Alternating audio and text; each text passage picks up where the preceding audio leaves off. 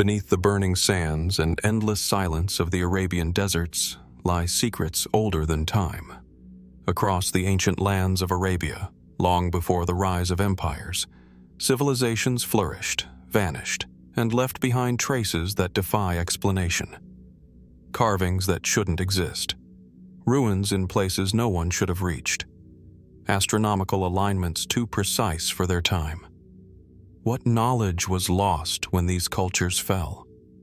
Who built the structures buried beneath the dunes? And why do so many of them echo the stars? From the haunted tombs of forgotten kings to entire cities swallowed by the desert with no record of their fall. What if the answers we seek were never written, but carved in stone and buried beneath centuries of silence? Science offers theories, but many remain just that, theories.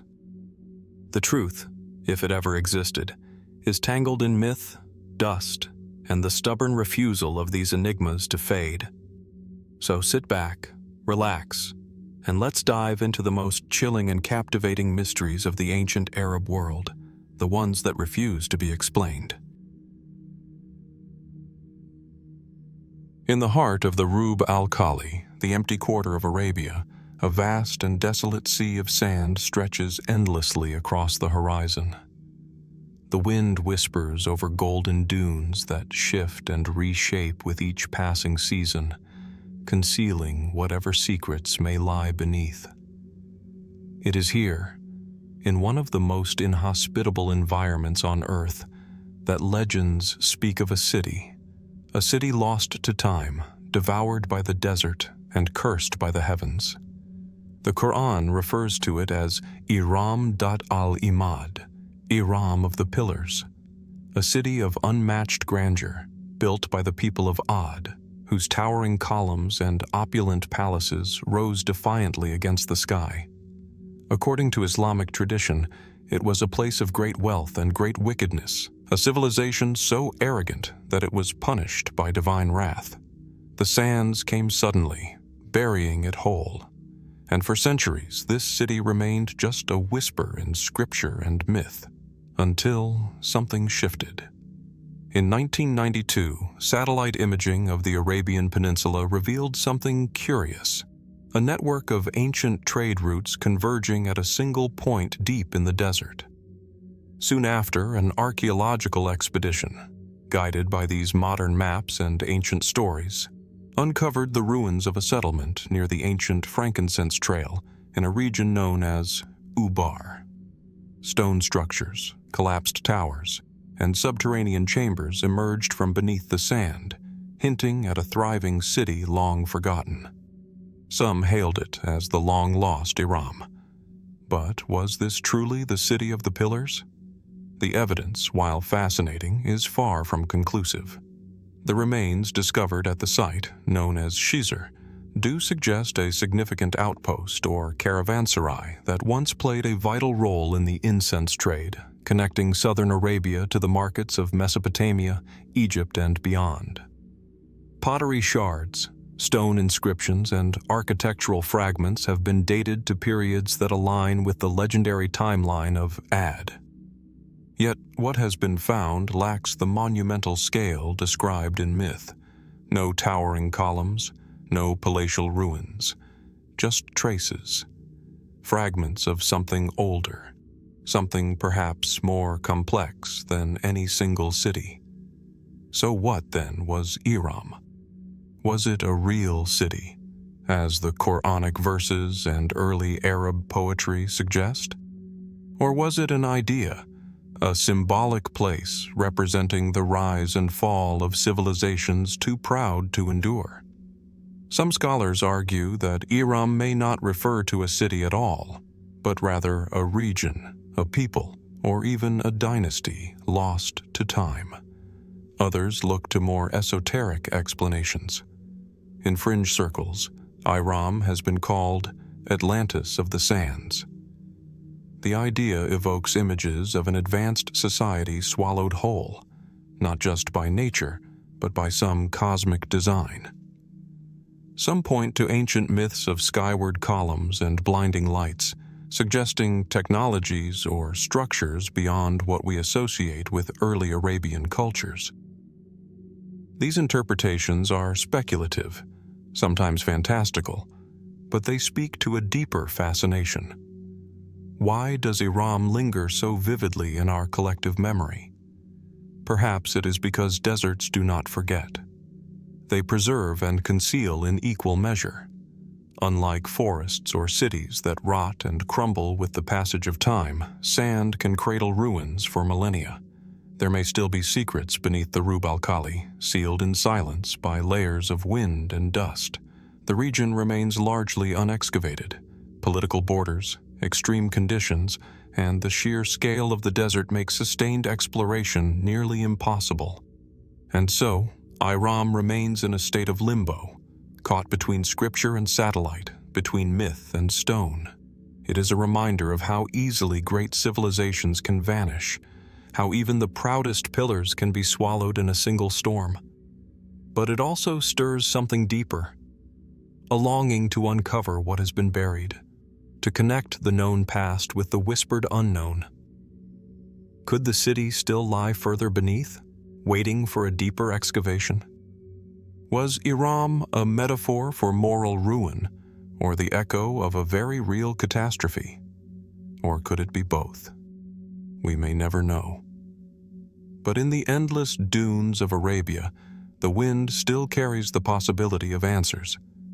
And sometimes, all it takes is one uncovered stone to rewrite everything we thought we knew. As we move from the buried echoes of Iram to the heart of the Arabian Peninsula, the sands give way to stone. Rising from the center of Mecca, amid the sprawling city and its winding streets, stands a structure both ancient and revered: the Kaaba. Draped in black cloth, its form is simple, an austere cube of granite, but its presence radiates with centuries of spiritual gravity. Millions journey here each year, circling it in ritual, seeking closeness to the divine. But beneath its sacred role in Islam lies a deeper mystery, one rooted in a time long before the Prophet Muhammad, long before the Quran. A time when the Kaaba served a very different purpose, and perhaps a very different God. Historical records suggest that the Kaaba predates Islam by centuries, if not millennia. Ancient Arab tribes scattered across the peninsula are believed to have made pilgrimage to this site long before the rise of monotheism in the region. Early historians like Herodotus never mention the Kaaba by name, but Roman and Byzantine sources speak vaguely of Arabian sanctuaries where idols were housed and rituals performed.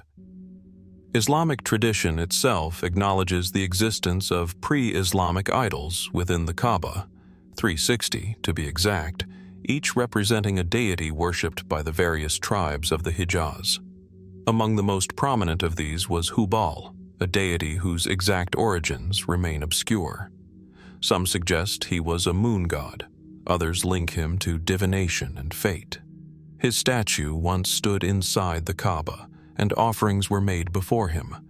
Yet even Hubal may not have been the original.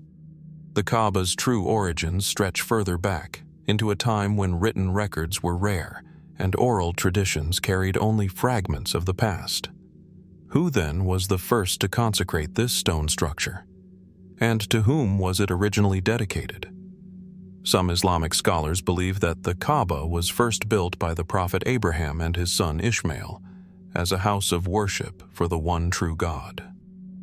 According to this view, the Kaaba was a monotheistic sanctuary from the beginning, its later use for idol worship a corruption of its intended purpose. Others, looking through the lens of archaeology and comparative religion, suggest a more complex evolution. They see the Kaaba as part of a wider network of ancient Semitic shrines, perhaps originally a site of celestial veneration, aligned not with a specific god, but with the movements of the heavens. The structure's orientation has intrigued many. Its alignment has been found to correspond with certain celestial events and directions, toward the sunrise of the summer solstice and the setting of Canopus, the second brightest star in the sky. Were these alignments intentional? Could they point to a forgotten astrotheological tradition in which the Kaaba was part of a larger, star-watching culture? Or are these coincidences, the natural result of architectural necessity in a desert landscape? Fragments of pre-Islamic poetry reference the Kaaba, calling it a sacred place even then, protected by jinn and revered by all who passed through Mecca. Yet these sources remain cryptic, reverent, but never fully revealing. No written records remain from the time the Kaaba was first built. No inscriptions name its original founder. No definitive texts describe its earliest rites. The black stone, embedded in one of the Kaaba's corners, deepens the mystery. Today, it is kissed by pilgrims, its surface worn smooth by centuries of devotion. But its origins remain debated. Some believe it to be a meteorite, fallen from the sky and revered as a gift from the heavens.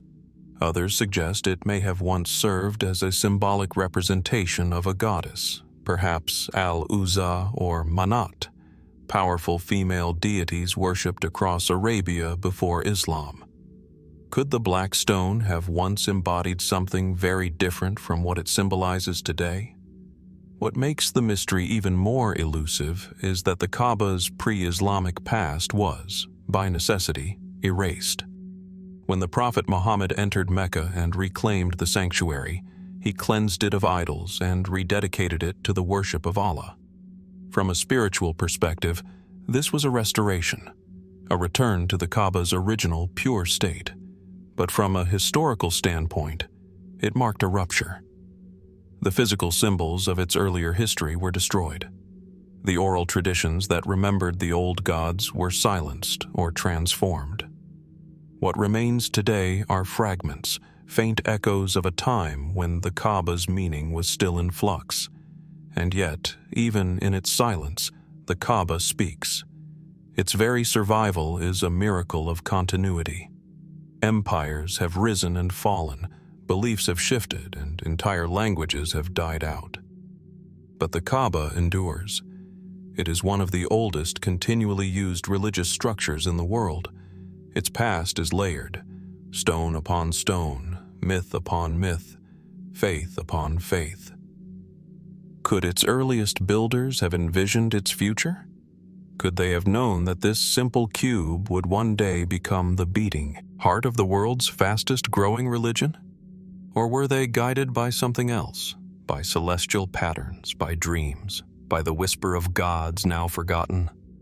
The Kaaba guards its secrets well. In the heart of the sacred mosque, surrounded by the rhythm of pilgrimage and prayer, it stands mute, powerful, enigmatic, eternal. And perhaps that is its truest mystery, not just what it was, but what it continues to be. What else lies hidden beneath the rituals we know? What stories still cling to the stone? From the sacred heart of Mecca, we turn our gaze westward, into the remote highlands of southwestern Arabia. Here, in the arid expanse of the Najd Plateau, lies a site few outside the archaeological world have heard of, yet it may hold one of the oldest and most enigmatic clues to early civilization on the Arabian Peninsula. This is Al-Magar, a windswept, sun-bleached stretch of rock and sediment where something extraordinary was unearthed, something that doesn't quite fit with what we thought we knew. Scattered across the site are statues. Worn by time, chipped by centuries of sand and exposure, these stone carvings are nonetheless unmistakable. Some resemble harnessed animals. Some look strikingly like horses or donkeys. But the most iconic among them, the one that sparked worldwide intrigue, is a figure thought to depict a domesticated horse, complete with a bridle-like structure. The problem? If that interpretation is correct, it would predate all known evidence of horse domestication by several millennia. The statues of Al-Magar are dated to at least 7,000 BC. That's nearly 9,000 years ago, long before the rise of Mesopotamian cities, before the pharaohs of Egypt, and before most accepted theories placed the beginning of animal domestication in the region. According to mainstream archaeology, the domestication of the horse didn't begin until around 3,500 to 3,000 BC, and even then not in Arabia, but on the steppes of Central Asia. So how can this be? Could the people of ancient Arabia have domesticated horses, or perhaps another large animal, thousands of years earlier than previously believed? Or are these statues representations of something else entirely? The site itself offers more questions than answers.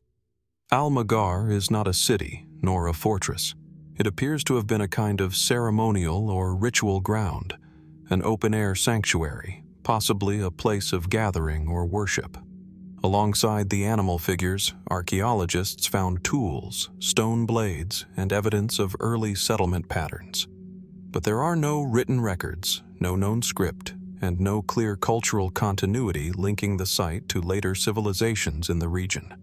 Some scholars argue that the statues may not depict horses at all, but rather other domesticated animals, like donkeys, onagers, or native Arabian equids, that were integral to early herding societies.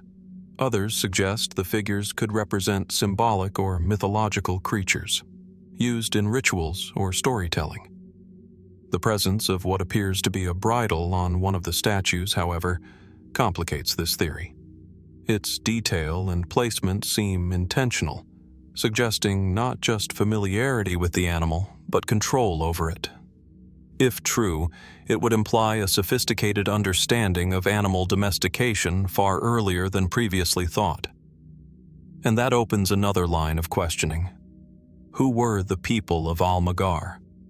They left behind no name, no known descendants, no written culture to trace.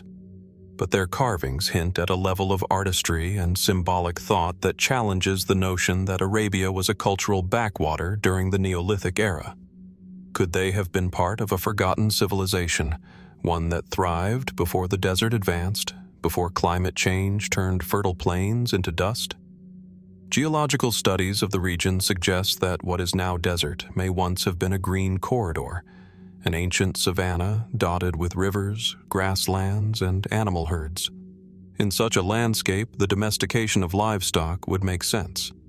Life would have flourished here, culture would have evolved.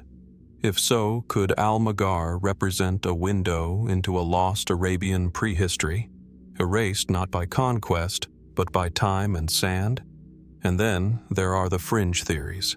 Some have suggested that Al-Magar's inhabitants were not merely early domesticators, but part of a proto-civilization that predates even Sumer, a civilization capable of shaping complex societies in the Arabian Peninsula, one whose memory may echo faintly in later legends, perhaps even in the Quranic stories of ancient peoples like Thamud or Ad.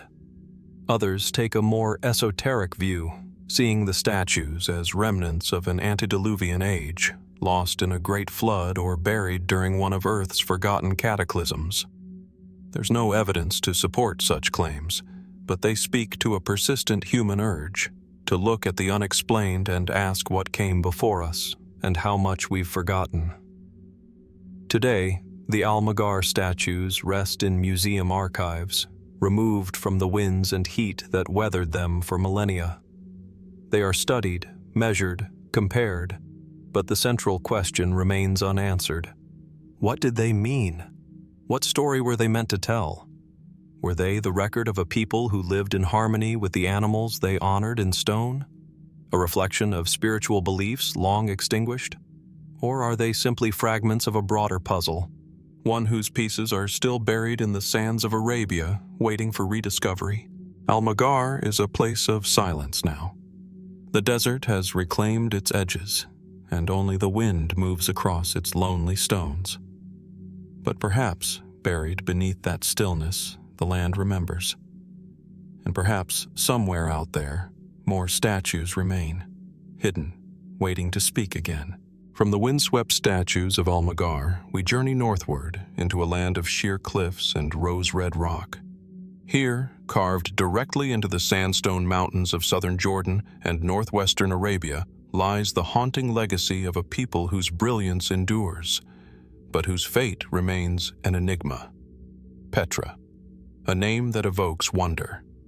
Towering facades emerge from canyon walls, temples, tombs, and altars sculpted with astonishing precision. These are not the relics of a forgotten tribe. They are the masterworks of the Nabataeans, a people once wealthy, powerful, and mysteriously advanced. For centuries, they controlled trade across the Arabian deserts. Their caravans carried incense, spices, silk, and gold. Their cities flourished in the most unlikely of places, arid, harsh, and isolated. And then, they vanished. How does a civilization so skilled in architecture, engineering, and commerce disappear almost without a trace? We know that the Nabataeans emerged as a cultural force around the 4th century BC. Originally nomadic, they gradually established fixed settlements, blending their Arabian roots with Hellenistic influences. They spoke a unique dialect of Arabic, wrote in an Aramaic-derived script, and worshipped a pantheon of deities, chief among them Dushara, a mountain god often associated with stone and thunder. Over time, their influence spread across what is now Jordan, Saudi Arabia, Syria, and even parts of the Negev desert. But Petra was their crown jewel. Its location, hidden in a valley flanked by towering cliffs, made it a fortress of stone and secrecy. The Nabataeans developed ingenious systems to collect and store water, allowing them to thrive where others could not. Cisterns, aqueducts, and reservoirs fed their gardens and sustained their cities. They built monuments that rivaled the greatest wonders of the ancient world. Yet beyond their artistry, they remain elusive. By the 2nd century AD, their kingdom had been annexed by the Roman Empire. After that, the trail fades. Unlike other ancient peoples, the Nabataeans left behind few written records. No libraries, no royal chronicles, no long-winded inscriptions detailing conquests or kings. Just names on tombs, symbols on altars, fragments of a forgotten story. What happened to them? The mainstream explanation is that the Nabataeans were gradually absorbed into Roman and later Byzantine culture. As trade routes shifted and sea commerce began to dominate, Petra lost its strategic importance. The Romans, with their own cities and priorities, did not sustain it. Earthquakes damaged its infrastructure, and by the 7th century, it had faded from maps and from memory. But absorption does not explain disappearance. The Nabataeans did not just merge, they dissolved. There is no clear lineage, no surviving ethnic or tribal identity that traces directly back to them. For a people that once spanned thousands of kilometers, this is deeply unusual. Where did they go?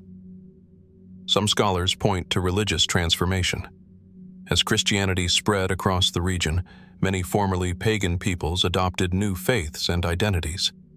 Others see the rise of Islam as a cultural reset, one that subsumed earlier identities under a broader religious and linguistic unity. In this view, the Nabataeans did not vanish, they were transformed. But others are not so sure. There are unanswered questions. Why are Nabataean inscriptions often so minimal, even on elaborate tombs? Why did such a technologically capable people leave so little evidence of their intellectual life? Were their records kept orally or destroyed deliberately? Some speculate that the Nabataeans may have hidden knowledge or rituals not meant to be passed on, perhaps religious practices deemed heretical by later faiths. And then there are the more speculative theories. A few fringe researchers suggest that Petra itself was never meant to be a typical city, but something more symbolic, possibly even astronomical. Its buildings, they argue, align with solstices, star patterns, or sacred mountains. Could the Nabataeans have possessed esoteric knowledge, passed down from older Arabian cultures, that faded when their society did? Still others look to the broader landscape. In recent decades, satellite imagery has revealed hundreds of yet unstudied Nabataean sites deep within Saudi Arabia, especially around the region of Alula and Mada'in Saleh. These settlements, far less visited than Petra, hold inscriptions, tombs, and architectural clues that remain largely unexplored. Could the key to the Nabataeans' fate lie not in what we know, but in what we've yet to uncover? One striking feature of Nabataean culture is its duality. They were builders of grand monuments, yet left no palaces. They thrived in trade, yet did not mint their own coins until quite late. They were intensely spiritual, yet offered few written hymns or doctrines. It's as if their civilization was meant to endure in silence, through stone rather than story. Today, Petra stands as a silent guardian to their memory. Its facades, glowing pink at dawn and blood red at sunset, bear witness to a people whose voices have been swallowed by time. Tourists walk its narrow Si quay, gaze at the towering treasury, and marvel at what was built, but rarely pause to ask who the builders were or why they left. Could their legacy be scattered, waiting to be reassembled? Could the Nabataeans have carried knowledge from older Arabian cultures, knowledge now buried beneath sand and stone?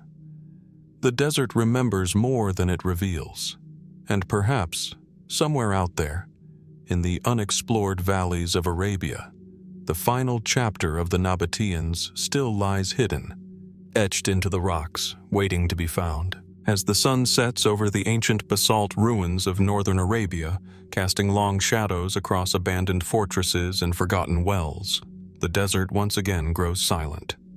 It is in this silence that one name still echoes: Imru al-Qais, the exiled poet-king, the haunted wanderer of the pre-Islamic world.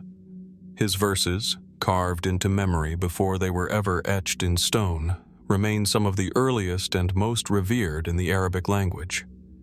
But his story, one of passion, loss, rebellion, and exile, ends not in poetry, but in mystery. Where lies the tomb of Imru al-Qais? The known facts are few and yet compelling. He was a prince of the Kinda dynasty, born in the early 6th century AD. His life straddled the fading light of pre-Islamic Arabia and the turbulent rise of new powers, Byzantines, Persians, and the scattered Arab tribes they struggled to influence. Exiled after scandal and rebellion, he wandered from oasis to court, from battlefield to palace, composing some of the most haunting mu'allaqat, suspended odes, ever recited across the sands. But despite his cultural immortality, his physical end remains shrouded in uncertainty. Most accounts say he died far from home, either poisoned, betrayed, or felled by illness while seeking help from the Byzantine emperor in Constantinople. His death is placed somewhere in Anatolia, but no confirmed burial site has ever been found. Instead, legends multiply, and with them, the possibility that his final resting place may lie somewhere entirely unexpected. Some sources suggest that Imru al-Qais died on his journey back from Constantinople, having failed in his mission to raise an army and reclaim his lost kingdom. According to one 9th century Arab chronicler, he was buried near Ankara, at a place known to locals for a solitary tomb marked by mysterious inscriptions. Yet no grave matching his description has been conclusively identified in the region.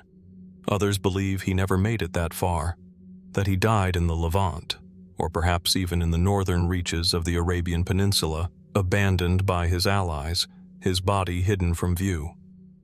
Curiously, in Saudi Arabia's central Najd region, local legends speak of a tomb known only as Qabr al-Malik al-Dal, the tomb of the lost king. A solitary structure of black stone, half-buried and rarely visited. Oral tradition ties it to a wandering monarch and poet who died far from his homeland, weeping for both love and lost power. Could this be the grave of Imru al-Qais? Geographically, it's not implausible. The Kinda kingdom once ruled parts of central Arabia, and for a fugitive prince retracing his steps from exile, the region could well have served as a final way station. No inscriptions have confirmed the tomb's occupant. But then again, much of ancient Arabia's funerary history remains unmarked, especially for those who died in disgrace or isolation.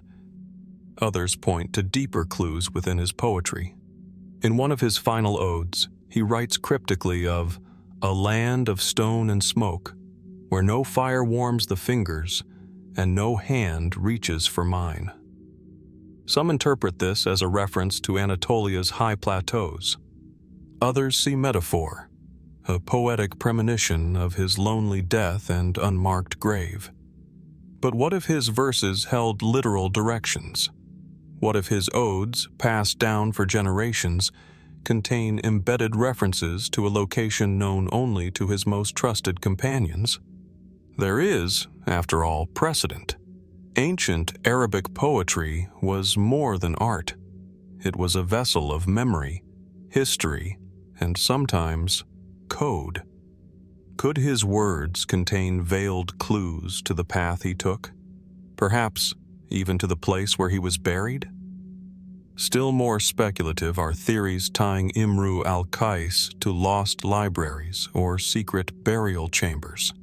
Some fringe researchers have drawn connections between his royal lineage and earlier South Arabian traditions, pointing to rock-cut tombs in Yemen or hidden sepulchres in the southern highlands.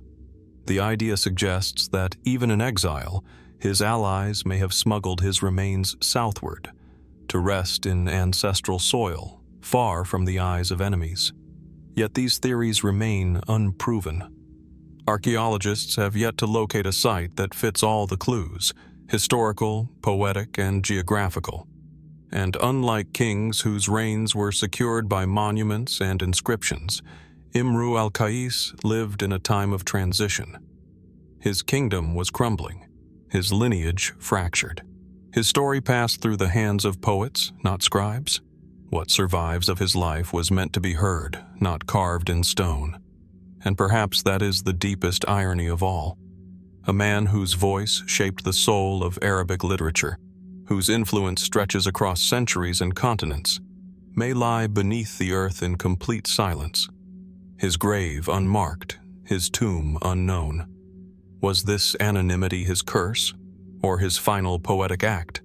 To vanish from history, yet remain immortal in verse. The desert, as always, holds its secrets close. The wind carries the echoes of odes once shouted across mountaintops and murmured beside dying campfires.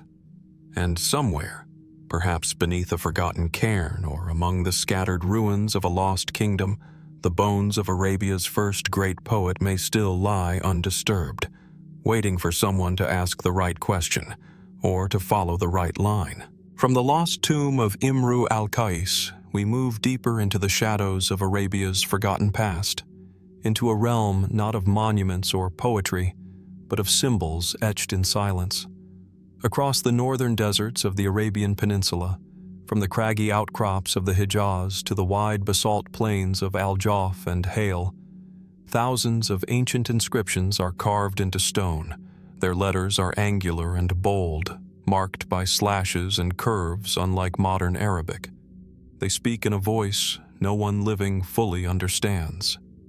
This is Thamudic D, one of the many scripts that belong to the enigmatic world of Arabia's pre-Islamic writing systems, a language lost to time, a mystery still unsolved. The rocks are the only witnesses. On canyon walls and isolated boulders, the inscriptions appear suddenly, often accompanied by strange symbols, spirals, stylized animals, crude human forms. The carvings are shallow, as if etched quickly, yet their lines have survived centuries of wind, rain, and scorching sun. There are thousands of them, an overwhelming archive without a key. These are not tomb inscriptions or royal decrees. They are messages left by ordinary people, traders, travelers, shepherds, perhaps pilgrims. And yet, one crucial fact continues to puzzle scholars. Despite their abundance, the inscriptions of Thamudic D have not been definitively deciphered. They remain untranslated. We know the letters, we know the script, but their meaning? Still elusive. To understand why, we must first look at the name. Thamudic is not what the writers called their script. It's a modern label coined by 19th and 20th century explorers who encountered the writings during archaeological surveys of Arabia. The term refers to a group of related alphabets used by ancient Arab peoples before the rise of Classical Arabic. Among them, Thamudic D is particularly abundant, found most often in the north and northwest of the Arabian Peninsula, especially in areas associated with the ancient tribe of Thamud. The Thamud are mentioned in the Quran as an arrogant people who carved homes into mountains and were destroyed for their defiance. Historians believe they existed between the 8th century BC and the 4th century AD, though their origins and disappearance remain unclear. Could these inscriptions be their voice? A record of daily life before tragedy struck? Or do they belong to a broader, more diverse cultural patchwork, one that included multiple tribes and languages across a vast desert landscape? Linguists have tried to make sense of the Thamudic inscriptions for decades. Some of the symbols bear resemblance to ancient North Arabian scripts, such as Taymanitic or Dadanitic. Others seem to reflect influences from Nabataean, Aramaic, or even earlier South Arabian scripts. But while certain words and names can be guessed, like personal names or references to gods, the grammar, syntax, and context remain opaque. It's as though we've found a diary in a known alphabet, but the language itself is gone. One of the greatest challenges is the lack of bilingual texts, inscriptions written in both Thamudic D and another deciphered language, such as Greek or Latin. Without such a Rosetta Stone, each carving becomes an isolated puzzle, its meaning trapped within itself. And yet, there are patterns, repeated structures, recurring symbols, consistent spacing. These are not random scratches. Some inscriptions are carefully arranged in vertical columns or circular formations, suggesting ritual significance or ceremonial purpose. Others appear near watering holes or trade routes, messages for those who passed through. But what were they trying to say? Were these declarations of identity? Prayers, warnings, territorial markers, love letters? Among the most curious are those that seem to mix symbols. Thamudic letters placed alongside animal figures, celestial motifs, or geometric shapes. In one region, a recurring figure appears, a rider on a horse, or perhaps a camel, etched beside a string of letters. In another, a star-like form appears above certain inscriptions, as if marking them for attention. Could these be references to constellations? Calendars? Could they point to an ancient belief system, now forgotten? Some researchers have speculated that Thamudic D was more than just a practical script. It may have been a sacred or symbolic code, one not intended for universal understanding. Perhaps only a select few could read and write it. In this light, the inscriptions take on a different meaning, not as casual graffiti, but as remnants of a secretive tradition. Others take a more grounded approach. They suggest that these were simply utilitarian carvings, names, routes, trade information, written in a dialect so localized and obscure that no trace of it survives in later Arabic forms. If true, it highlights how much of Arabia's linguistic past has been lost, swallowed by the rise of standardized Arabic during the Islamic period. Still, the possibility remains that we are missing something larger. That Thamudic D was part of a broader cultural and intellectual world, one whose literature, rituals, and history have yet to be uncovered. The stones have not finished speaking. Today, research continues. Digital imaging, machine learning, and AI-based translation models are being applied to Thamudic inscriptions in hopes of cracking their code. But progress is slow. Each new inscription adds another piece to the puzzle, but the picture remains incomplete. And so, we are left with silence carved in stone. In a land where oral tradition was king, these marks represent a deliberate act of permanence.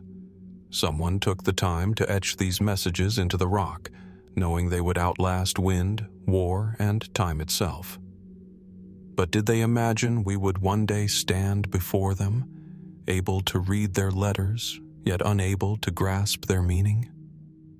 The desert holds its answers, still hidden among the canyons and cliffs. And somewhere, perhaps, the key to unlocking Thamudic D still waits, buried in dust, inscribed on a stone, or preserved in a forgotten cave. Until then, the words endure, waiting to be heard. From the silent inscriptions of Thamudic D carved into lonely stones, we continue north, into a realm carved not by wind, but by human hands. Rising from the arid plains of Alula in northwestern Saudi Arabia is a place of haunting beauty and unnerving silence. Mada'in Saleh. Once known as Gerrha, this ancient city of the Nabataeans stands as a mirror to Petra, its sister city in Jordan. But unlike Petra, which has long basked in the glow of tourism and research, Mada'in Saleh remains cloaked in a veil of mystery. Here, the sandstone cliffs are pierced by monumental tombs, over 100 of them, each carved with meticulous care into the rock face. Columns, friezes, and inscriptions hint at a people who revered death as much as life. But beyond these ornate facades lies something far less understood. A hidden world of tunnels, chambers, and subterranean passageways that twist and vanish into the earth. A labyrinth, silent, unmarked, and largely unexplored. Who built these tunnels and why? The tombs of Mada'in Saleh have been extensively documented. They date back to the 1st century BC through the 1st century AD, when the Nabataeans controlled the incense trade across the Arabian Peninsula. Gerrha served as a key outpost, an intersection of culture, commerce, and empire. But while the tombs speak to wealth and artistry, the tunnels beneath them tell a different story, one of concealment, complexity, and purpose still unknown. Some of these passageways appear practical. Carved water channels, cisterns, and subterranean reservoirs testify to the Nabataeans' remarkable engineering skills. In a region where rain is scarce and the heat unrelenting, the ability to capture and store water was essential. These systems reflect a society not only adapted to the desert, but in command of it. But other tunnels are less easily explained. Certain corridors stretch far from the tombs and show no connection to water systems. Narrow, low-ceilinged, and often branching in unpredictable directions, they form a maze with no clear function. Some lead to small, empty chambers. Others seem to end abruptly, with no apparent exit. A few have been found sealed off entirely, their entrances hidden behind natural erosion or intentionally blocked with stone. Were these ritual spaces? Storage vaults? Escape routes? Or something else entirely? The absence of inscriptions inside the tunnels only deepens the mystery. Unlike the tomb facades, which bear names and Nabataean script, the underground spaces are mute. No dedications, no warnings, no explanations. It's as if whatever happened in those tunnels was never meant to be recorded, or perhaps was deliberately erased. Mainstream archaeologists tend to tread cautiously. Some propose that the tunnels were part of an expanded hydraulic network, or remnants of quarrying activity. Others suggest that these could have been secret meeting places, used by a priesthood, or perhaps a social elite whose rituals and practices were deliberately kept out of public view. But without documentation, all explanations remain speculative. Local legends, however, paint a more unsettling picture. Among the Bedouin communities who have lived in the region for generations, Mada'in Saleh is often spoken of with fear. It is sometimes called Qaryat al-Maut, the village of the dead. Tales persist of strange sounds emerging from the cliffs at night, of travelers who entered the tunnels and never returned. Some even say that the site is cursed, echoing the Quranic story of the Thamud, a people who, after defying divine warnings, were destroyed in a sudden and violent catastrophe. While modern scholars generally separate the historical Nabataeans from the legendary Thamud, the connection is hard to ignore. The Quran describes the Thamud as carving homes into mountains, exactly as the Nabataeans did. Could these be cultural echoes, a merging of fact and myth over centuries of oral tradition? Or could the tunnels preserve a truth that has long been obscured? Fringe theorists offer more exotic ideas. Some have speculated that the labyrinth beneath Mada'in Saleh could have been used for astronomical observation, aligning with subterranean sightlines to track stars or solstices. Others believe they may conceal tombs far older than the Nabataean period, burials or shrines from a forgotten civilization predating written history. Still others whisper of hidden scrolls or artifacts, intentionally buried, protected, and lost beneath layers of sand and stone. What fuels these ideas is how little has been excavated. Political restrictions, environmental challenges, and the sheer scale of the site have slowed deeper exploration. Many of the tunnels remain untouched, unexplored, or only partially mapped. In recent years, ground-penetrating radar and remote sensing have revealed anomalies, hollow spaces, voids, beneath the surface of Mada'in Saleh. But until proper excavation occurs, these mysteries remain sealed. And perhaps that is what makes Mada'in Saleh so unsettling. Unlike ruins that crumble in the open, these secrets lie beneath. Not destroyed, just waiting. Beneath every carved tomb and silent corridor may be a chamber no one has entered in 2,000 years. Why were they sealed? Who walked those tunnels last? And what might be buried in the silence below? The winds over Alula carry no answers, only whispers. And as the desert cools and shadows gather across the sandstone cliffs, the entrance to the labyrinth waits, as it has always waited, quiet, patient, watching. And we are left to wonder, in the darkness beneath Mada'in Saleh, what still sleeps? As the stone-carved tombs of Mada'in Saleh sink into shadow and the desert winds brush over their facades, we shift our focus to the southern rim of Arabia's vast central plateau, where another city, buried in dust and silence, tells a very different story. Near the edge of the empty quarter, in the arid expanse of southwestern Saudi Arabia, lies the forgotten city of Al-Faw. To the untrained eye, it appears as little more than a scattered ruin, low walls of crumbling mud brick, sun-bleached stones, and half-buried structures. But beneath its silence lies a deeper enigma.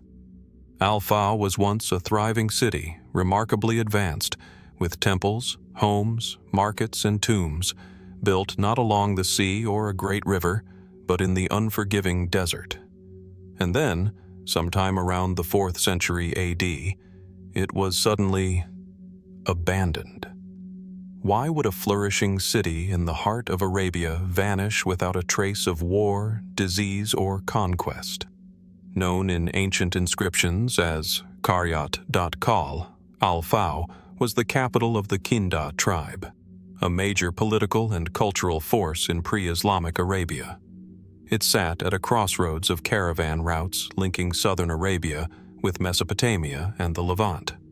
Archaeological surveys have revealed an astonishing degree of sophistication. Multi-room houses with ventilation systems, underground water channels, religious sanctuaries, and even murals painted on walls. Inscriptions in the South Arabian script have been found throughout the city, offering glimpses into a society that was literate, religious, and deeply organized. And yet, we know so little about them. The residents of Al-Faw worshipped deities like Kal, a god associated with protection and possibly the sun. Some inscriptions invoke blessings, others mark graves or declare ownership. But there is no grand narrative, no chronicles of kings or histories of war. Unlike other ancient cities that trumpet their power through reliefs and monumental stelae, Al-Faw speaks in fragments. Excavations have revealed an urban grid unusually well planned for its time. There are public buildings, temples, and designated areas for trade and burial. One tomb, cut directly into the rocky cliffside, held multiple skeletons arranged carefully, indicating a family or elite lineage. Nearby, a carved inscription warns intruders of divine punishment should they disturb the grave. Such attention to order and ritual suggests a stable, complex society. So why did it fall? The most accepted theory points to environmental decline. The region around Al-Faw may have once supported agriculture and seasonal grazing, thanks to underground aquifers and flash floods from surrounding highlands. But as the climate changed, becoming drier and more unpredictable, life in the city may have become unsustainable. Caravans shifted, trade routes realigned, and slowly, the city was left behind. But this theory raises further questions.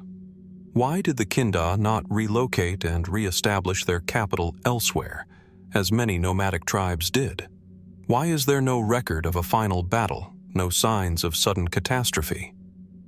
Was Al-Faw's disappearance truly gradual, or was it deliberately concealed?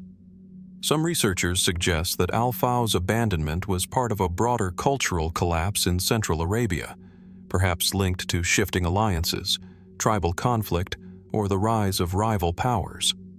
Others see clues in the city's religious life. Could a major theological shift, perhaps internal unrest between rival priesthoods or changes in belief, have fractured the city from within? More speculative voices hint at something stranger. A handful of inscriptions contain cryptic references to curses and omens. One damaged tablet found near a sanctuary wall speaks of a veil cast over the city and the silence that followed. Some believe this may reflect a ritual expulsion, a spiritual abandonment rather than a purely material one. Others speculate about a lost text or religious artifact, something so sacred or so dangerous that its removal marked the end of the city. And then there's the matter of isolation. Al-Faw was not located near a river, an oasis, or a coastline. It thrived in the middle of emptiness, far from most known centers of population. How did it survive for so long? What technologies or strategies allowed its people to draw life from such a harsh environment? Satellite imagery has revealed the faint outlines of caravan trails leading in and out of the city, roads that once teemed with camels, merchants, and storytellers. Today, they lead nowhere. Some archaeologists suspect that more remains lie buried in the surrounding desert, collapsed temples, sealed chambers, or even an administrative archive yet to be discovered. And perhaps most intriguing of all, parts of Al-Faw remain unexplored. Political restrictions, remote terrain, and the fragility of the site have made comprehensive excavation difficult. For now, what we know comes from partial digs and surface surveys. Beneath the sand, beneath centuries of wind-blown dust, the heart of the city may still be intact. Waiting. What would we find there? A library? A final message? A clue to why an entire people turned away from their home and never looked back? The winds over Al-Faw still whisper across its broken stones. The shadows of temples and tombs stretch long in the late-day sun. And yet the silence is total. No voice remains to tell us why they left, or where they went. Was it drought, or destiny? A forgotten war, or something more sacred? We may never know. But deep in the sands of Arabia, the stones of Al-Faw still remember. And perhaps, just perhaps, they are waiting to speak again. As we leave behind the quiet ruins of Al-Faw, its abandoned streets and forgotten tombs, we head further into the northwestern deserts of Saudi Arabia. Here, in a remote and windswept plateau just outside the city of Sakaka in the Al-Jawf region, a forest of stone rises unexpectedly from the earth.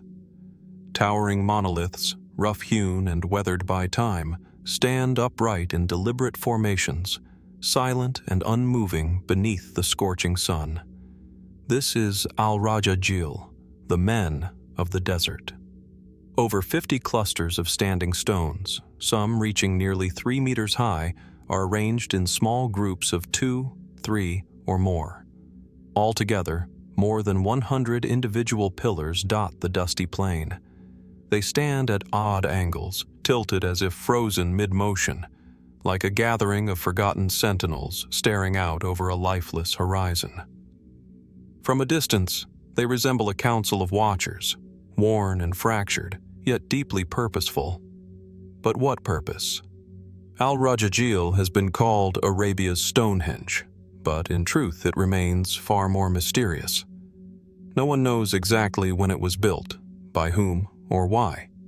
Preliminary dating based on pottery shards and nearby archaeological finds suggests a construction period around the 4th to 6th millennium BC, possibly as early as 6000 BC. If accurate, that would make Al-Rajajil not only older than Stonehenge, but older than most of the pyramids of Egypt, and perhaps among the earliest monumental structures ever built by human hands. Yet very little is known. The stones are carved from local sandstone, roughly shaped and transported, some weighing several tons. They are not randomly scattered. Many are arranged to align with cardinal directions or with specific positions of the sunrise and sunset. Others appear to form processional paths or radiate outward from a central axis, though erosion and time have obscured much of their original geometry. What were these stones for? Theories abound. Some archaeologists believe Al-Rajajil served a ceremonial or religious function, perhaps as a Neolithic temple or a site for seasonal rituals. Others propose that it marked a gathering point for nomadic tribes, a kind of sacred meeting ground where alliances were formed, goods traded, and the movements of the stars observed. Indeed, astronomical alignments are among the most tantalizing clues. Certain stones appear to correspond with solstices or equinoxes, suggesting that Al-Rajajil may have served as a kind of prehistoric calendar, tracking the sun's motion across the sky to mark time, planting seasons, or religious festivals. But these interpretations remain speculative. Unlike ancient Mesopotamia or Egypt, where inscriptions and records offer context, Al-Rajajil remains mute. No carvings, no symbols, no language has been found on the stones themselves. If there were once rituals performed here, they left behind no written trace. If there were leaders or priests, their names have vanished. What remains are only the stones and questions. Could this site represent an early expression of human spirituality in the Arabian Peninsula? One predating organized religion, built to honor the sky, the earth, or forces we no longer remember? Or could it have served a more practical purpose? Some researchers suggest the stones were territorial markers or way stations, guiding travelers across the arid landscape. Others believe they might have been burial monuments or commemorative markers for events now lost to history. The lack of nearby habitation sites, however, makes these explanations difficult to confirm. There are no cities, no temples, no tombs, just the stones. And then there are the more fringe ideas. Some have speculated that Al-Rajajil is connected to a much broader, forgotten civilization, one that may have once stretched across ancient Arabia before the desert advanced. The apparent uniformity in construction, the deliberate placement, the sheer effort required to raise these stones, all point to a coordinated, communal project. But if there was a civilization capable of organizing such a feat, where are the rest of its cities, its artifacts, its stories? Others suggest more esoteric possibilities, that the stones are part of a global pattern of megalithic structures linked to unknown knowledge systems or prehistoric technologies. Such claims often veer into the speculative, but they underscore a central truth: we simply don't know. Today, Al-Rajajil remains largely unexcavated. Modern archaeological efforts have mapped its features and begun surface analysis, but deep digs and full surveys are still pending. Environmental conditions, logistical hurdles, and limited research access have slowed progress. What lies beneath the sand, beneath the stones, may still hold critical answers. Could buried artifacts, bones, or tools provide a clearer picture of the people who gathered here? Could there be a buried sanctuary, a hearth, or a center of ritual lost beneath the shifting soil? Until those questions are explored, Al-Rajajil stands in stillness. Its stones lean under the weight of time, whispering nothing. And yet, they endure, long after those who raised them have faded into silence. They mark the passage of unknown seasons, watch the same stars rise and fall that once guided their builders. In a world that has forgotten so much, they remind us that some stories are still waiting to be heard. What drew people here, to this barren plateau, so many thousands of years ago? And what might they have known that we no longer remember? As the standing stones of Al-Rajajil lean toward the horizon, silent and unresolved, we journey once more into Arabia's deep past. Not through structures of stone, but through images carved into the very skin of the landscape. In the wind-worn sandstone cliffs of Shuwaymis and Jubbah, in what is now northwestern Saudi Arabia, the desert tells stories without words, etched not in books or scrolls, but in rock. Here, among the high escarpments and narrow valleys, ancient artists chiseled visions of their world into the stone. Towering ibexes, lions mid-leap, hunters with bows drawn, men and women in celebration or ritual. Thousands of petroglyphs and engravings, some faint with age, others remarkably vivid, stretch across canyon walls and boulders, as if time itself once passed through with a stylus in hand. The sheer scale of the imagery is staggering. In Shuwaymis alone, 2 great cliff faces display what some consider the richest collection of rock art in the Arabian Peninsula. These depictions span millennia, some believed to date back to as early as 7000 BC, placing them among the oldest known human artworks in the region. Jubbah, situated near an ancient lakebed that once nourished human settlement, offers similar wonders.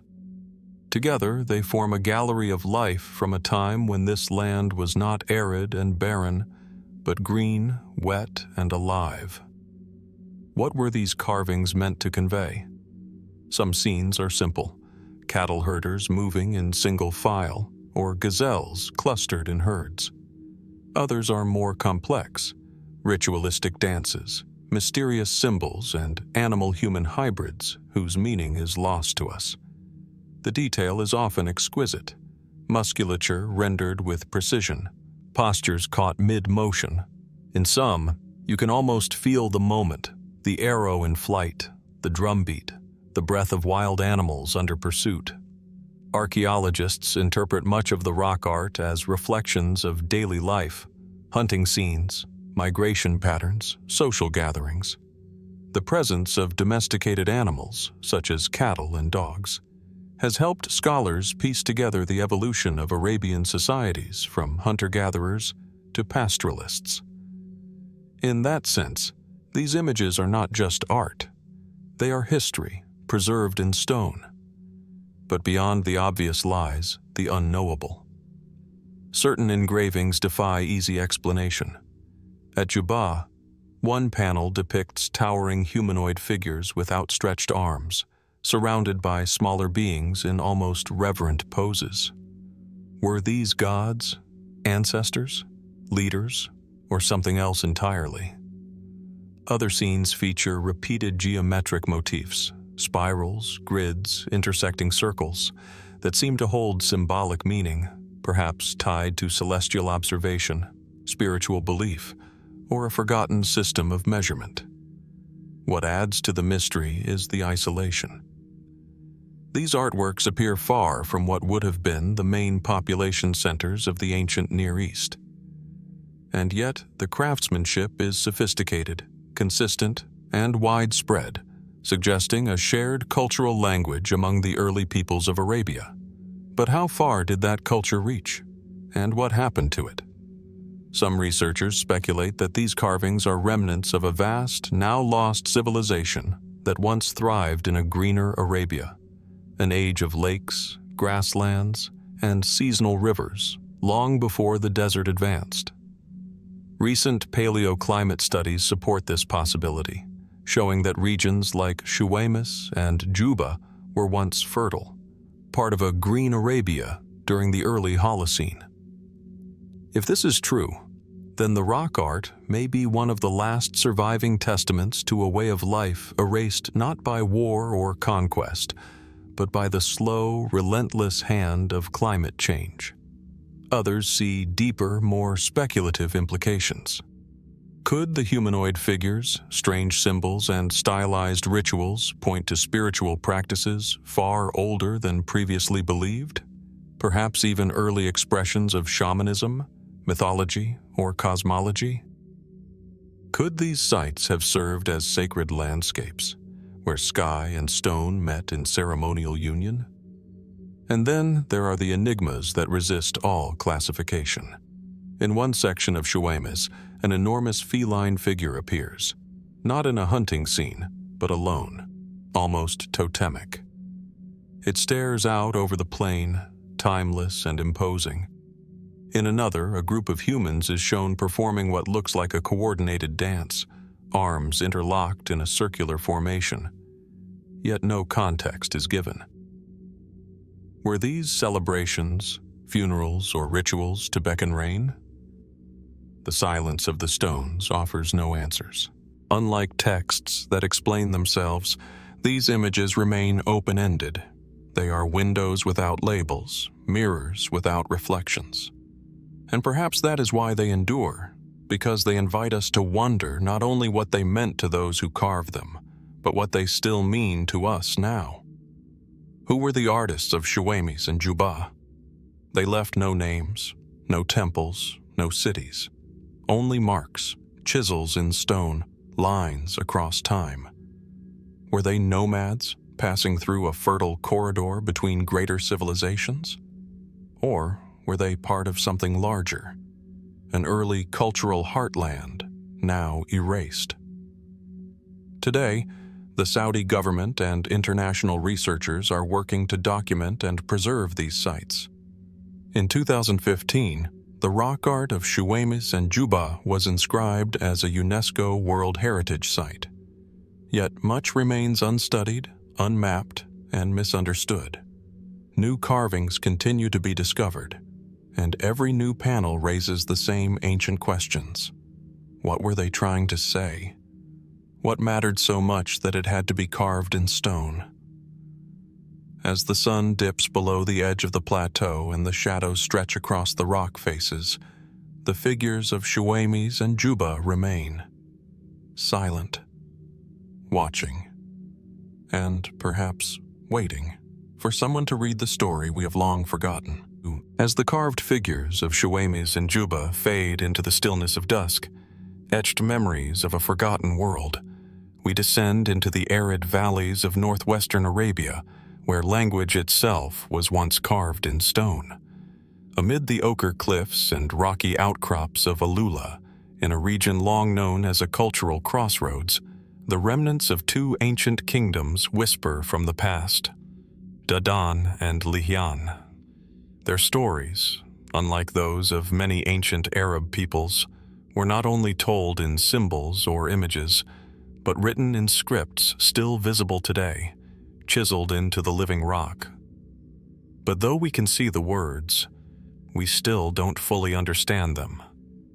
Dadan and Lihyan flourished in the first millennium BC, rising and falling in the shadow of desert trade routes that connected southern Arabia to Mesopotamia, Egypt, and the Levant. Their capitals were nestled in the oasis-rich valleys near modern-day Alula, where towering cliffs offered both protection and permanence. Here, inscriptions dot the canyons, on tomb facades, along cliff walls, near sanctuaries and water sources.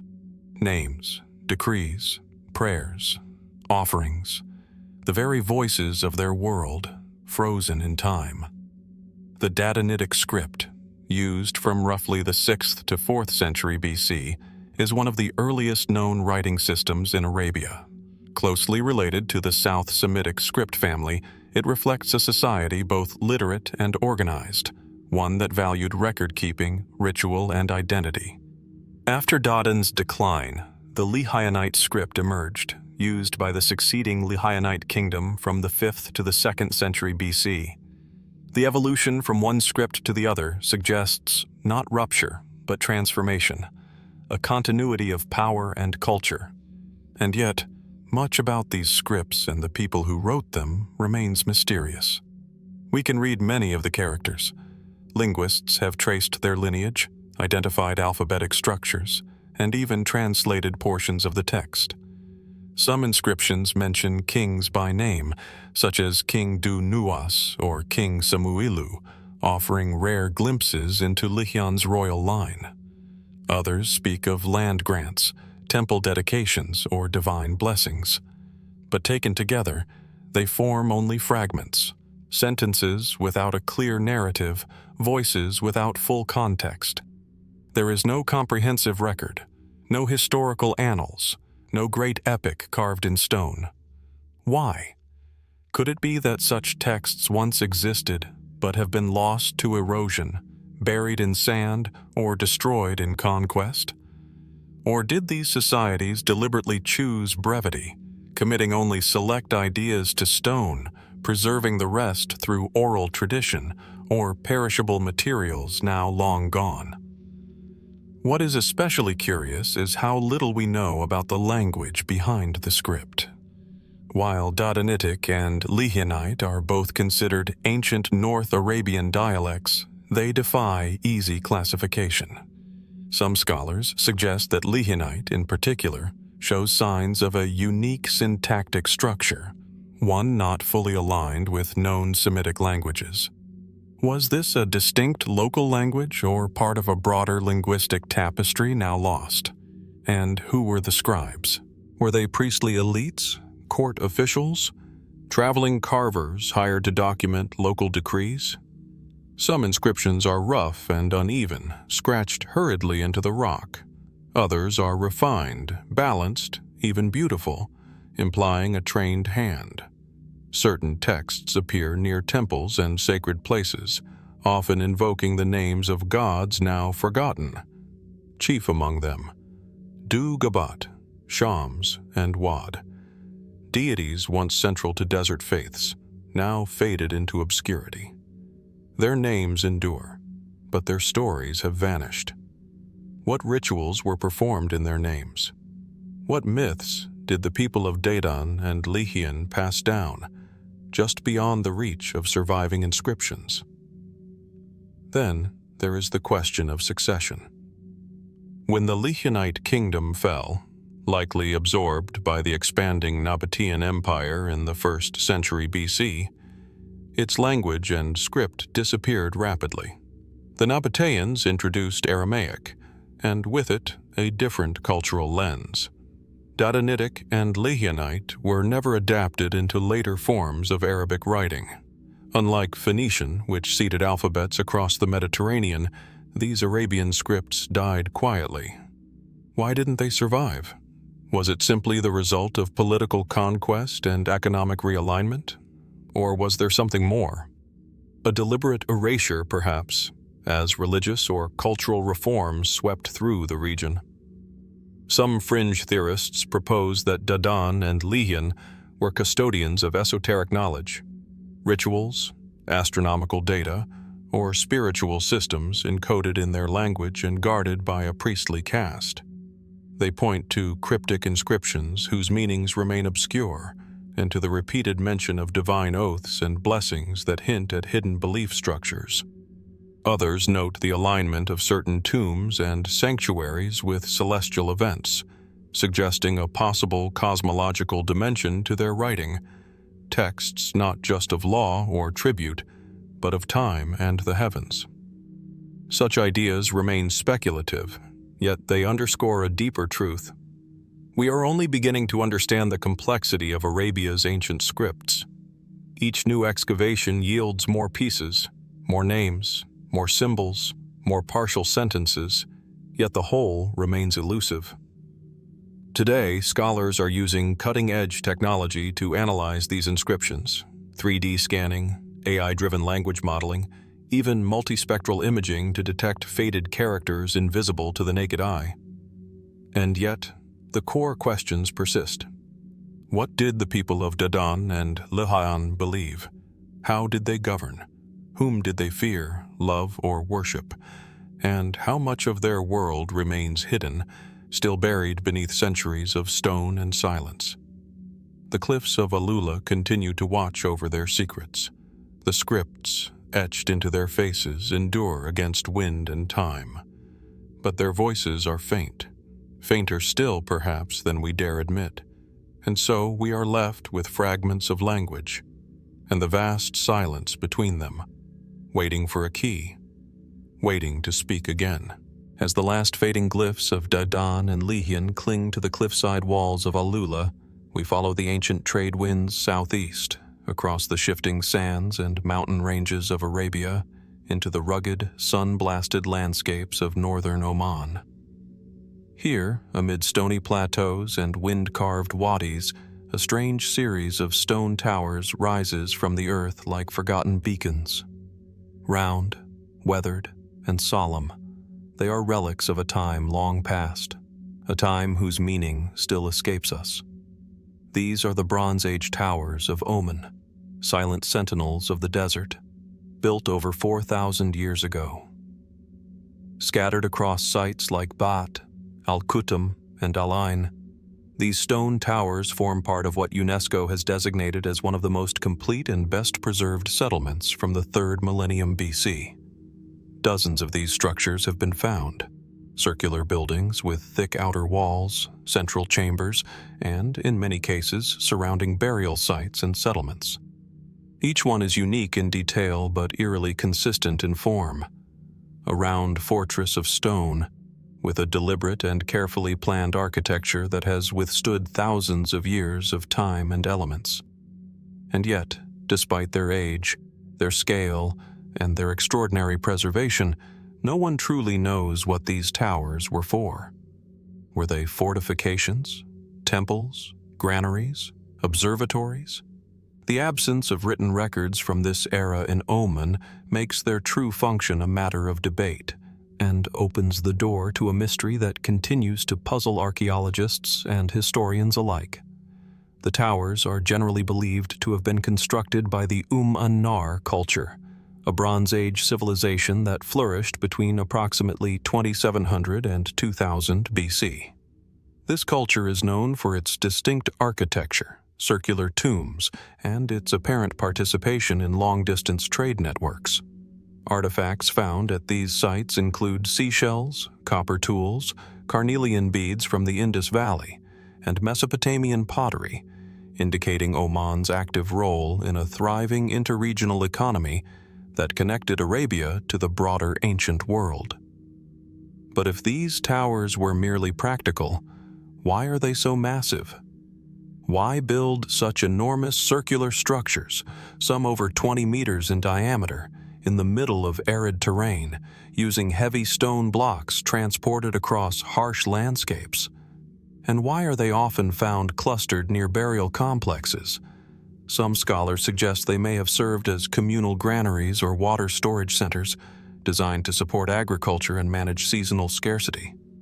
Others believe they were gathering spaces, central to rituals or governance, perhaps linked to the nearby tombs as part of a sacred landscape. Still others see the towers as defensive structures, lookouts to protect trade routes or resources like copper, which was mined extensively in Oman during the Bronze Age. Their thick walls and strategic placement certainly lend themselves to that interpretation. But then, there are anomalies. Several of the towers contain no obvious means of access. No doors, no stairways, no windows. Were they sealed deliberately, used only for the dead? Or was their function not to house people, but to house something else entirely? Some towers have peculiar interior layouts, spiraling walls or chambers within chambers, suggesting symbolic or ceremonial purposes rather than purely utilitarian ones. The alignment of some towers with surrounding tombs and solar markers has led a few researchers to speculate about a cosmological role, perhaps functioning as timekeeping devices or as focal points for seasonal rituals linked to the stars and sun. Could these towers have been temples of time, designed to mark solstices, equinoxes, or the cycles of rain and harvest? More fringe theories suggest even stranger ideas. Some propose that the towers were places of initiation, their spiral forms symbolizing rebirth or transformation. Others speculate that they were built in reverence to sky gods or elemental forces, part of a spiritual tradition now erased by time and shifting beliefs. But without inscriptions, without texts, the towers remain mute. All we have are stones, and the way they were placed. Recent excavations have yielded tantalizing clues. In some towers, human and animal bones have been discovered, burials conducted long after the structures were first built, suggesting they may have been reused or reinterpreted by later generations. This raises another question. How long did their significance endure? Were they revered for centuries, passed down through memory and myth, or forgotten quickly, swallowed by shifting sands and changing gods? Today, the towers stand alone in the landscape, still timeless, strangely elegant. Their perfect geometry contrasts sharply with the jagged mountains and dry riverbeds that surround them. They seem almost alien, out of place, out of time. And perhaps that's part of the mystery. How did a civilization in such an unforgiving environment summon the will, the resources, and the knowledge to construct these enduring monuments? What compelled them to build upwards in a land where survival itself must have been a daily struggle? What stories did they tell around these towers? What rites did they perform beneath the open sky? Were these structures meant to be seen by the living or by the gods? We may never fully know. But in the stillness of the Omani desert, as the wind moves across the gravel plains and the towers cast their ancient shadows, the mystery endures. And somewhere, perhaps beneath those stones or in the hills beyond, the key to this forgotten purpose lies hidden, waiting for the next hand to uncover it. As the sun slips beneath the horizon of Oman's desert, casting long shadows across the silent Bronze Age towers, our journey turns northward, across the Gulf, to a chain of low islands cradled by warm waters and ancient winds. Here, in the heart of Bahrain, lies one of the most enigmatic archaeological landscapes in the Middle East, the burial mounds of Dilmun. At first glance, the mounds seem almost ordinary. Small, rounded hills of earth and stone rising modestly from the flat terrain. But as you begin to count them, the true scale becomes staggering. Thousands upon thousands of these burial mounds stretch across the island, in clusters, lines, and fields that once covered nearly a quarter of Bahrain's surface. From the air, they form patterns, some geometric, others chaotic, as if shaped by a code long forgotten. Who built them, and why so many? These mounds date back to the Dilmun civilization, which flourished between 2200 and 1600 BC. Known to Sumerian texts as a sacred land, where the sun rises and where the gods dwell, Dilmun was revered not only as a trading hub, but also as a mythical realm of purity and paradise. Its people, positioned between the great powers of Mesopotamia and the Indus Valley, controlled a vital artery of commerce. Copper, pearls, dates, and incense flowed through its harbors. But unlike the towering ziggurats of Sumer or the script-covered seals of Harappa, Dilmun left few monumental structures behind. Instead, it left these: tens of thousands of circular burial mounds, built in layers of stone and sand, some standing alone, others arranged in vast necropolises that suggest planning, purpose, and reverence for the dead. The typical mound contains a central burial chamber built from limestone blocks, with the body placed in a crouched position alongside modest offerings: ceramics, bronze tools, beads. But some mounds are different, much larger, more complex, multi-chambered. These royal or elite mounds rise higher and spread wider, containing multiple burials and finer goods, yet still offer no names, no inscriptions, no clear identity of those buried within. What kind of society buries so many of its people in such a unified way, across centuries, and with such careful attention to the form, but not the detail, of remembrance? Were these merely tombs for the dead, or did the mounds serve some broader spiritual or cosmic function? The mysteries deepen when we consider their scale. Estimates suggest there were once over 170,000 mounds on the island, an astonishing number for a landmass of such limited size. Even assuming centuries of continuous use, the density seems extraordinary. Did Dilmun's population truly warrant so many burials? Or were some mounds symbolic, empty cenotaphs, ceremonial constructions, or memorials to events rather than individuals? And then there is the question of alignment. Some researchers have noted that the mounds appear to cluster near water sources, trade routes, or specific natural landmarks. Others have proposed celestial significance, alignments with solstices, star risings, or lunar cycles. If true, the burial fields of Bahrain may not simply mark the end of life, but also a map of the heavens, rendered in stone and earth. But what, then, was the belief system behind it all? The texts of Mesopotamia speak of Dilmun as a land where death does not exist, a place of perfection untouched by disease or sorrow. Could the people of Bahrain have seen their land not just as a commercial hub, but as a kind of gateway to the divine? A sacred transition between the world of the living and the realm of the gods? Some scholars suggest that the burial mounds reflect this cosmology, that each tomb was not just a grave, but a vessel, a point of contact between two worlds. The architecture supports this idea. The passageways leading into the central chambers are often low, narrow, and intentionally difficult to access, as if meant to discourage intrusion or preserve something within. Others point to more terrestrial explanations. Perhaps the mounds were part of a rigid social structure, with different burial types for different classes, or perhaps they reflect a long-standing regional tradition, adopted and expanded by the Dilmunites over generations. But these interpretations, while plausible, cannot account for all the anomalies, like the absence of writing. Despite centuries of occupation, trade, and cultural contact with literate civilizations, the people of Dilmun left no surviving texts of their own.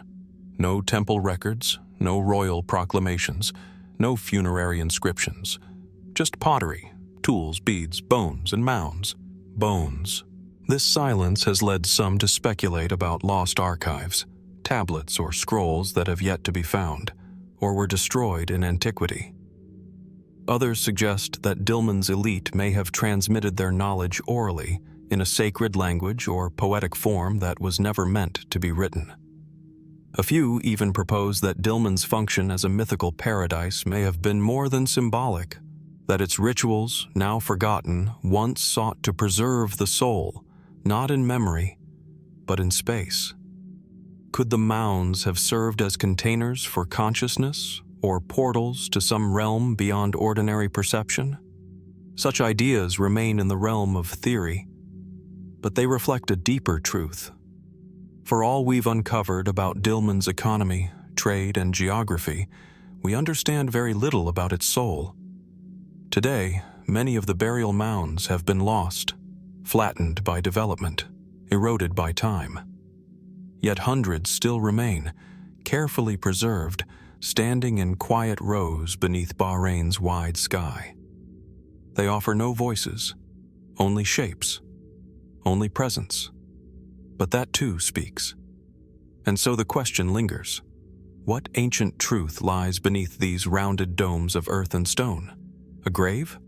A monument?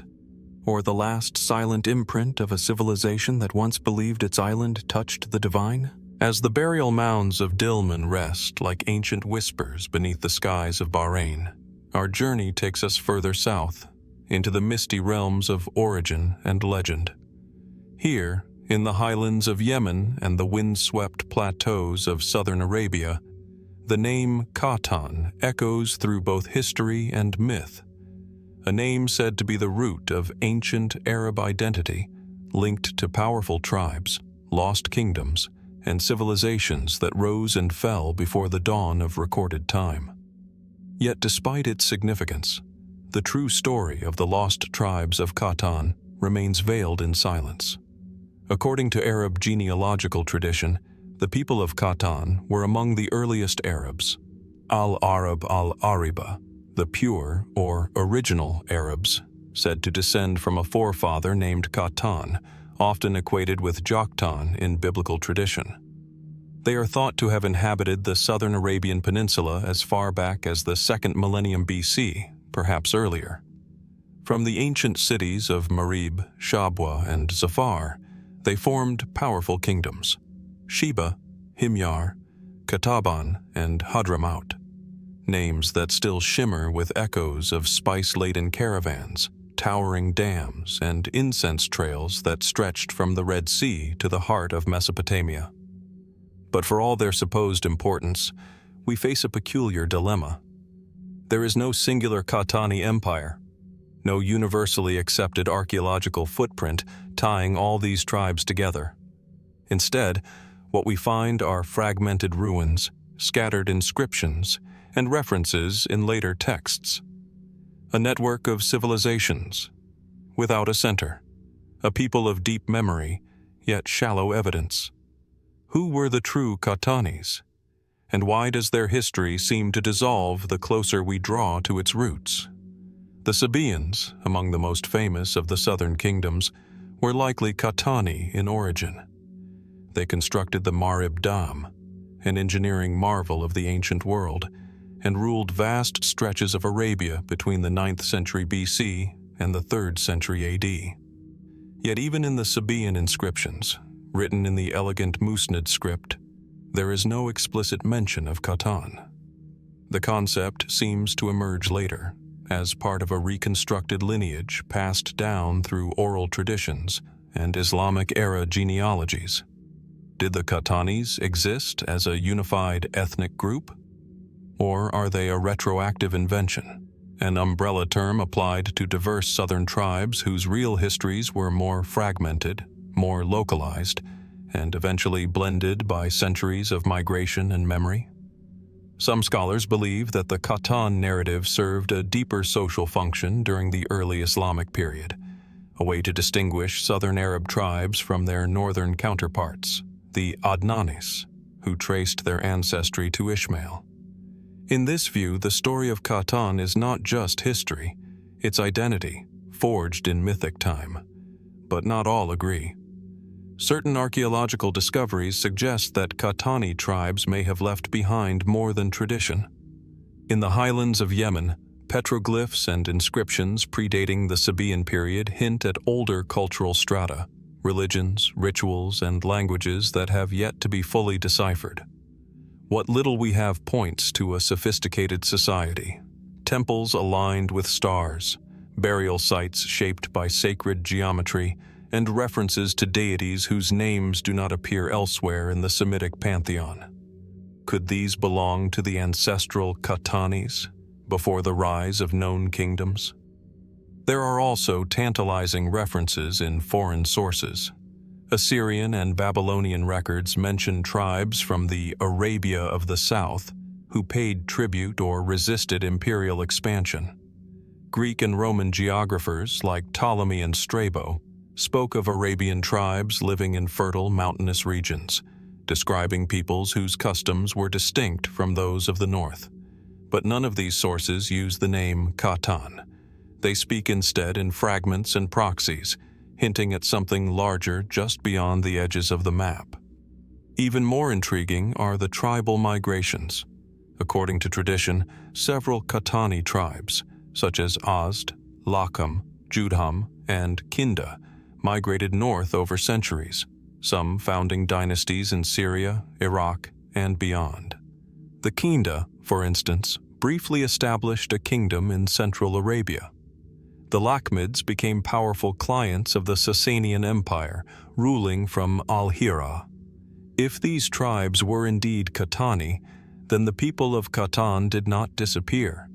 They dispersed, embedding themselves into the political fabric of the pre-Islamic world.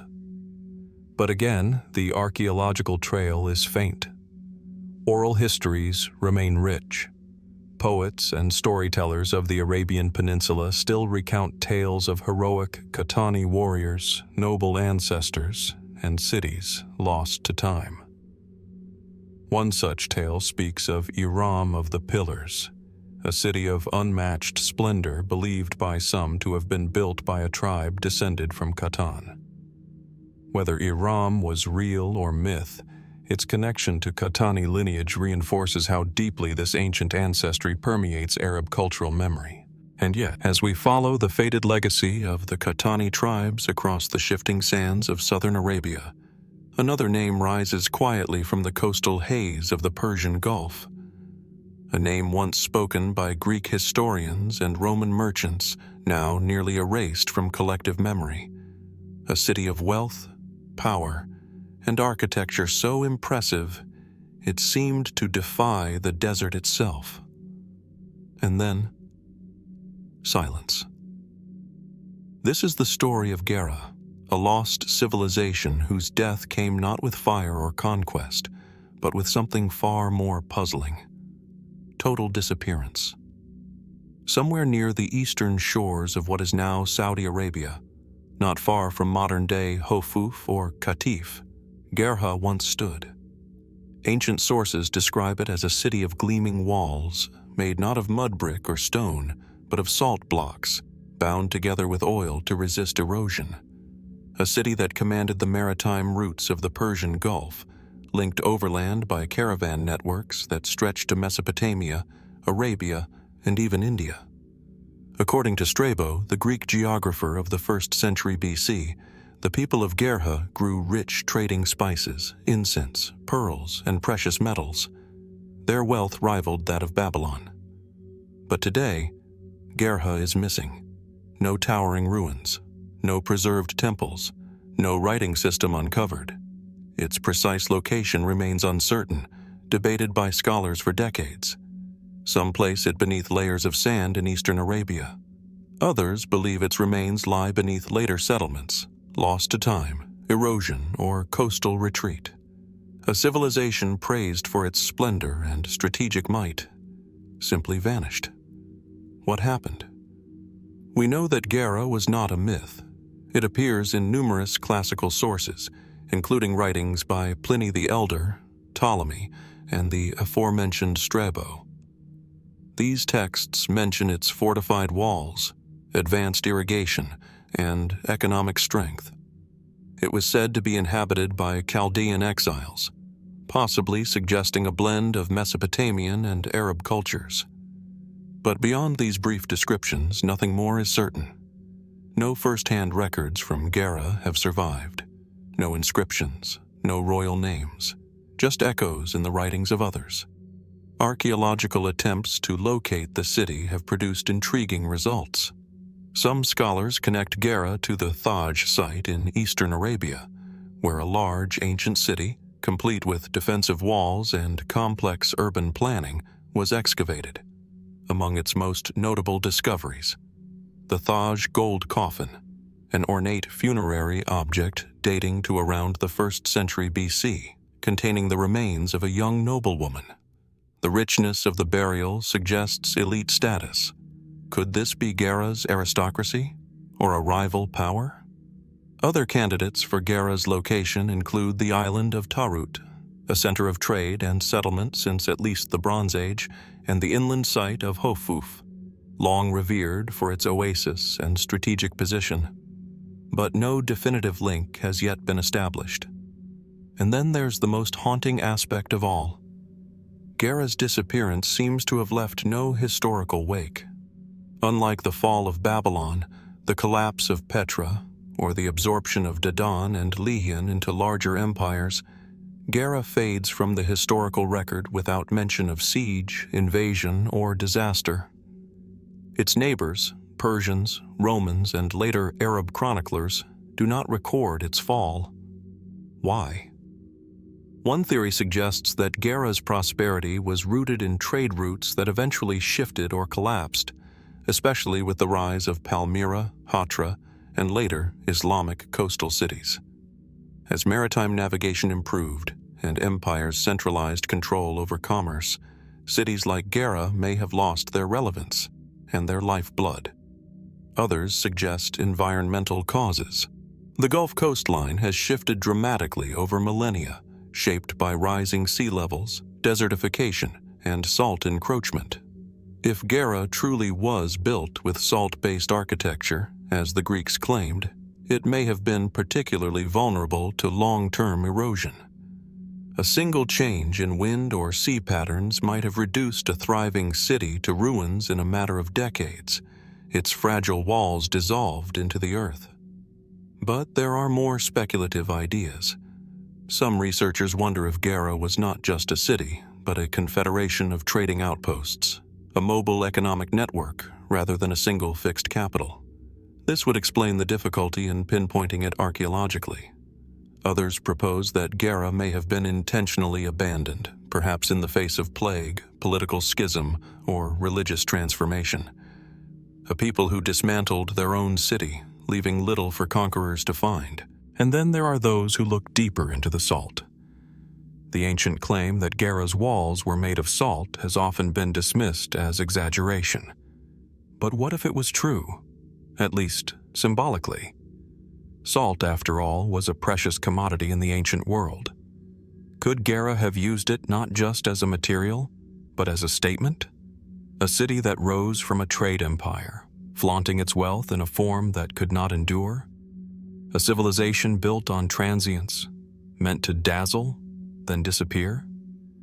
Today, the eastern Arabian landscape where Gerrha once stood remains largely unexcavated.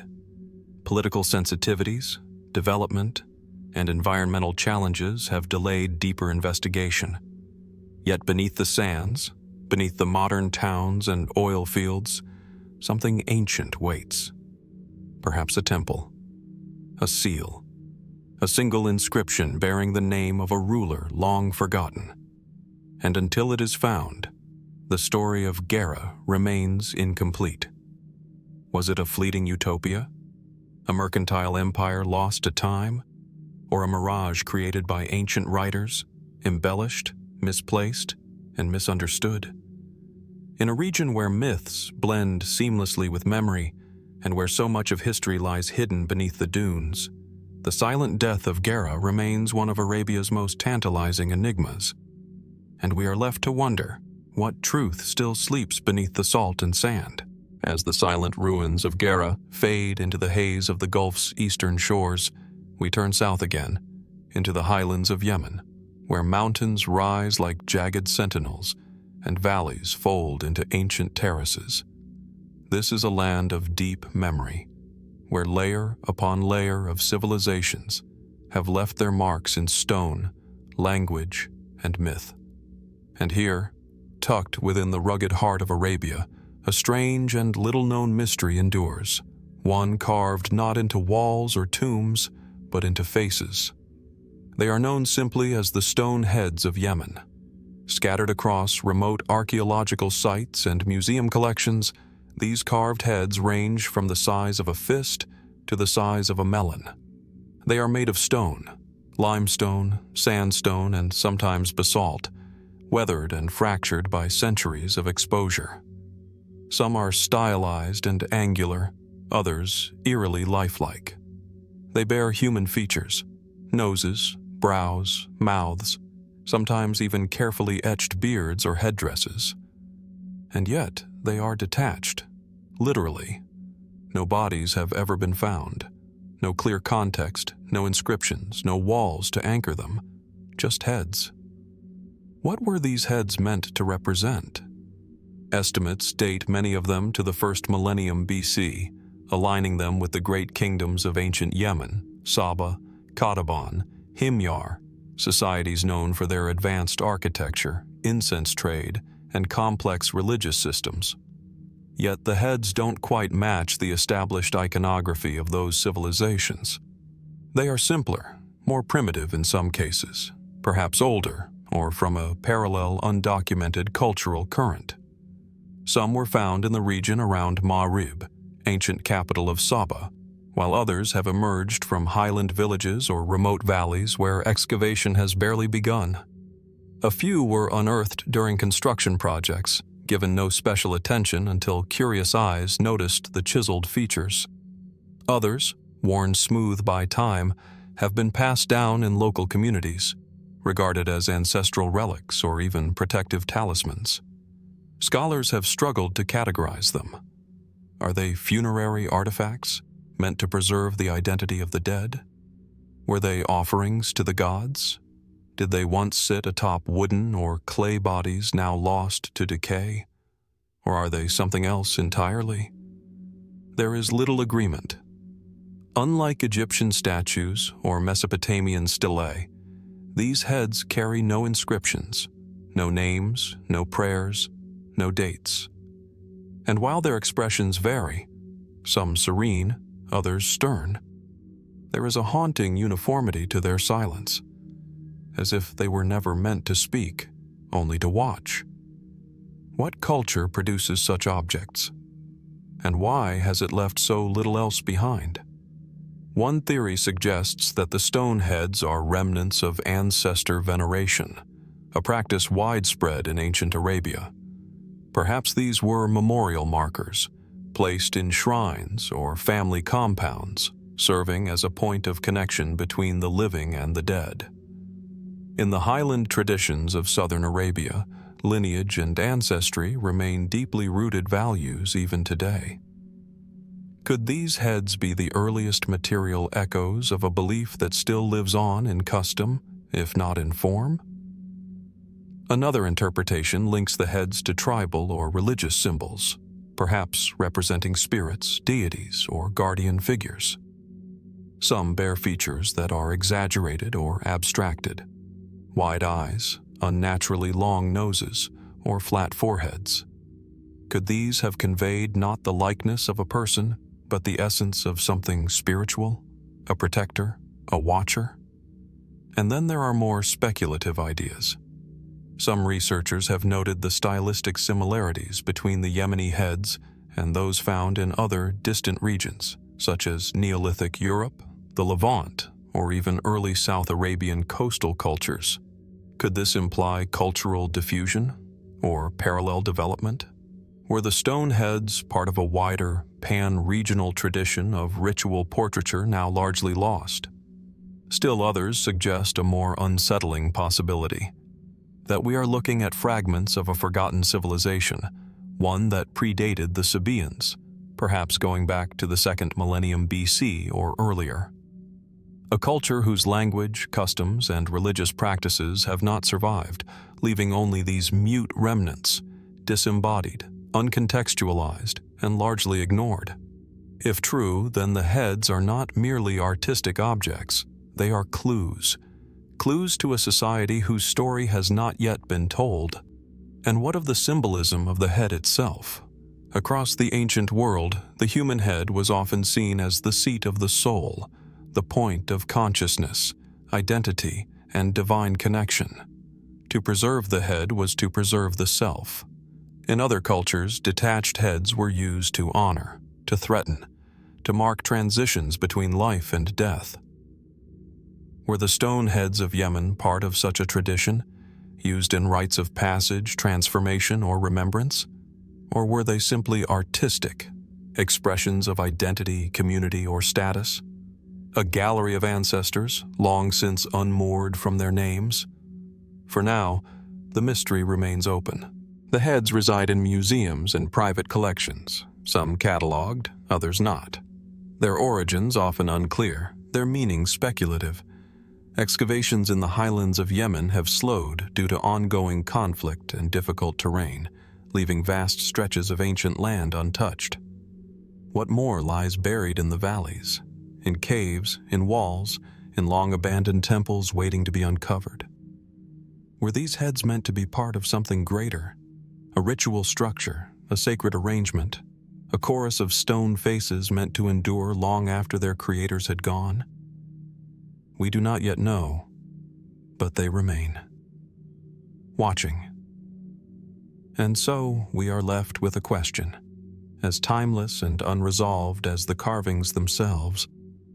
Who carved these faces into stone? And what truth still sleeps behind their gaze?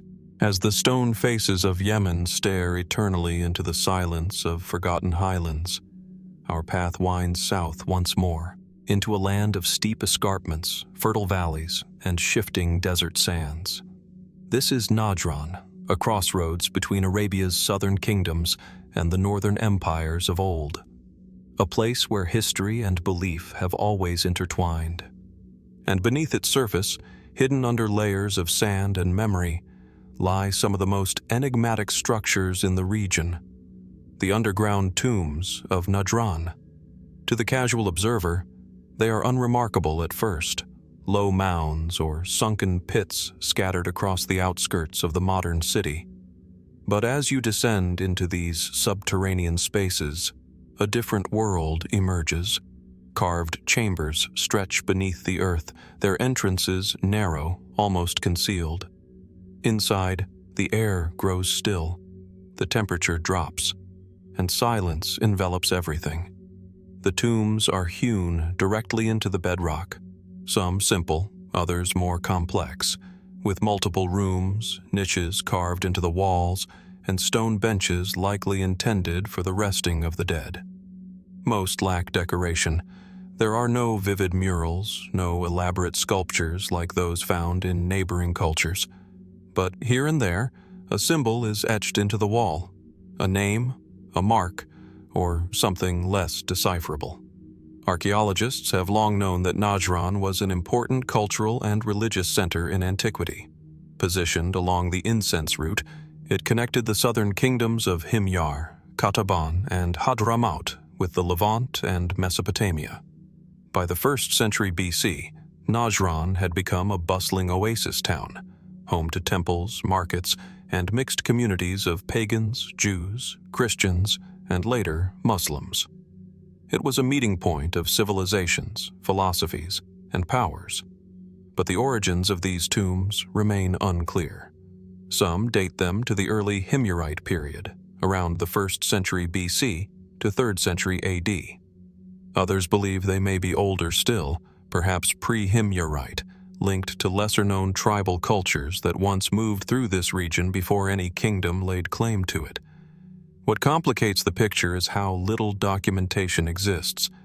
These tombs were often discovered accidentally, uncovered during construction, exposed by floods, or known only to local communities through whispered tradition. Why were they built underground? In the broader Arabian context, burial practices varied widely. The monumental towers of Oman rose above the landscape. The burial mounds of Bahrain rolled across the land in symmetrical waves. Petra and Mada'in Saleh offered tombs carved into living rock, but always visible, always imposing. The tombs of Najran, by contrast, hide. They burrow into the ground, unseen unless sought. Was this an act of humility, a strategy for protection, or a belief that the dead belonged to the earth, unseen, untouched, and enveloped by silence? Some have suggested these tombs were used by a secretive religious sect, perhaps early Christians or Jews, who once made up a significant portion of Najran's population. We know that by the 5th and 6th centuries AD, Najran had become a prominent center for Christianity in Arabia, even sending envoys to Byzantium. Could these tombs reflect burial practices that sought separation from the dominant Himyarite polytheism? A hidden faith carved into stone? Or could the tombs be even older, built by a forgotten people whose rituals and cosmology never made it into surviving texts? There are clues, but they are fragmentary. A few of the tombs contain inscriptions in South Arabian script, short texts, mostly names, likely meant to honor the dead, but others are entirely bare. No pottery, no offerings, no visible signs of occupation beyond the emptiness of the stone. The absence of grave goods is especially puzzling. Were they looted? Or was the practice of burial in Najran distinctly minimalistic, stripped of material display in favor of a more austere rite? Some tombs show signs of reuse. Burials layered atop burials, with different carving styles and chamber layouts, suggesting occupation over long spans of time. Could generations of families have returned to these sacred spaces?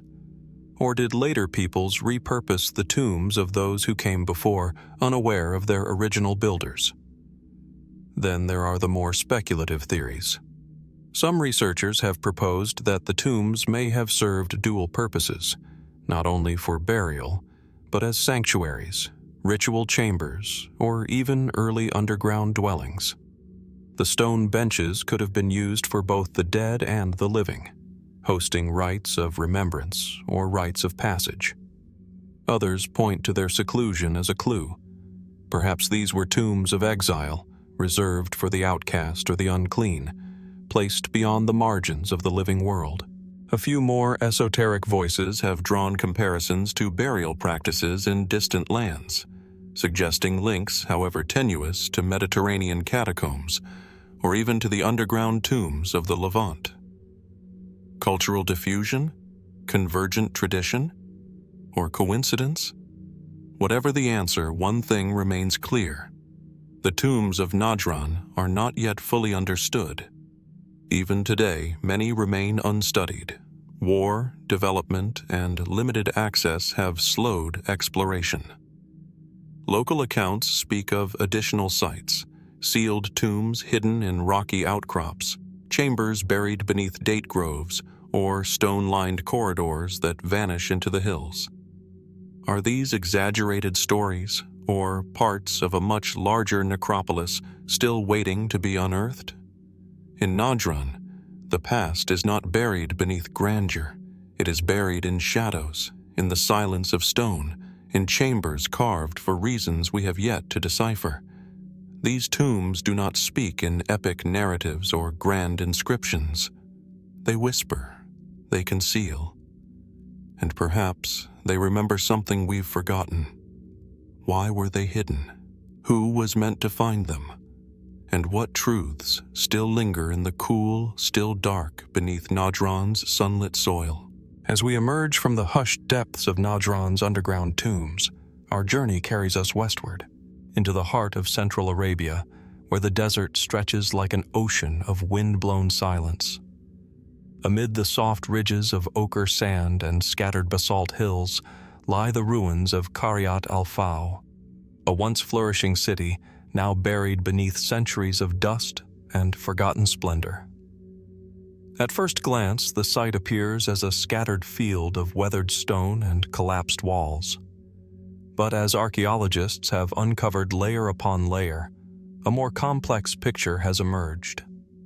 Wide streets lined with multi-room houses, administrative buildings, market stalls, and high stone walls that hint at order, prosperity, and ritual.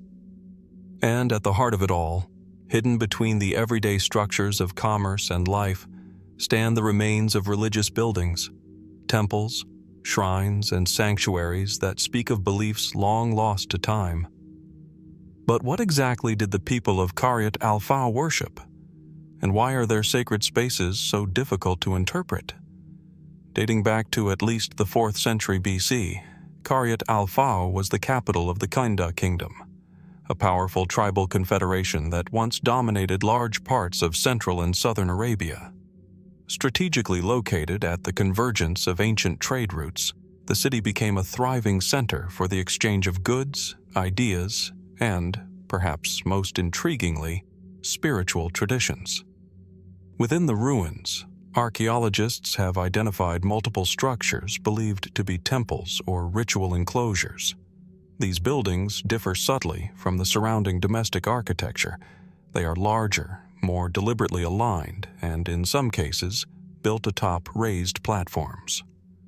Fragments of altars, stone basins, and offering tables have been found within their walls, suggesting rituals involving libations, incense, or animal sacrifice. Yet unlike the grand temples of Mesopotamia or Egypt, these places of worship are austere, unadorned, without the elaborate carvings or overt symbolism one might expect. This absence of iconography presents a mystery in itself. Inscriptions found throughout Qaryat al-Faw are written in the ancient South Arabian script, and several refer to deities such as Qal, believed to be the chief god of the Kinda. He is often described in ancient texts as a solar or guardian deity, invoked for protection, fertility, and success in battle. Some inscriptions include votive offerings, short prayers or dedications carved into stone, left behind by citizens seeking divine favor. But beyond these sparse clues, little is known about the nature of worship, the priests, or the cosmology that shaped the city's spiritual life. Who built these temples? What rituals took place within their walls? And why did a society so clearly structured and literate leave behind so few traces of its religious identity? Some researchers believe that the deliberate simplicity of Qaryat al-Faw's sacred structures points to a belief system grounded in function, not form, ritual over display. These may have been spaces for communal prayer, for rites of passage, or for offerings made quietly and personally without the need for elaborate pageantry. In this view, the lack of decoration is not a gap, but a reflection of a different kind of spirituality, one more modest, perhaps, but no less profound. Others take a different approach. Some scholars propose that Qaryat al-Faw's religion was part of a transitional phase, a bridge between earlier polytheistic systems and the later rise of monotheism in Arabia. The inscriptions mentioning Qal might mask a broader pantheon now lost, or perhaps signal the early stages of henotheism, where one god is worshipped above others, but not exclusively. Could Qaryat al-Faw have been a spiritual frontier where older beliefs were quietly evolving into something new? Still more speculative are the theories linking Qaryat al-Faw to mystery cults, esoteric traditions that preserved hidden knowledge through oral transmission and secret rites. If such cults existed, they would have left little behind in stone, favoring symbols known only to the initiated. Could the very absence of overt religious imagery be the signature of such a tradition, a faith that concealed as much as it revealed? Further complicating the mystery are the burials found within the city. Some tombs contain multiple generations of the same family, while others, located near the presumed temples, appear to belong to individuals of special status. Were these priests, guardians, nobles with spiritual roles? One particularly intriguing discovery was a statue, badly damaged, of a seated figure once placed in a niche or on a platform. Its posture suggests reverence, but its identity is unknown. Was this a deity, an ancestor, or a symbolic figure meant to embody the divine in human form? To this day, many of Qaryat al-Faw's religious structures remain only partially excavated. Shifting sands and limited access have preserved much of the site in a kind of suspended animation.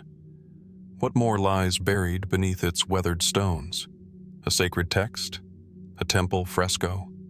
Or perhaps an entire ritual complex waiting to illuminate a forgotten theology?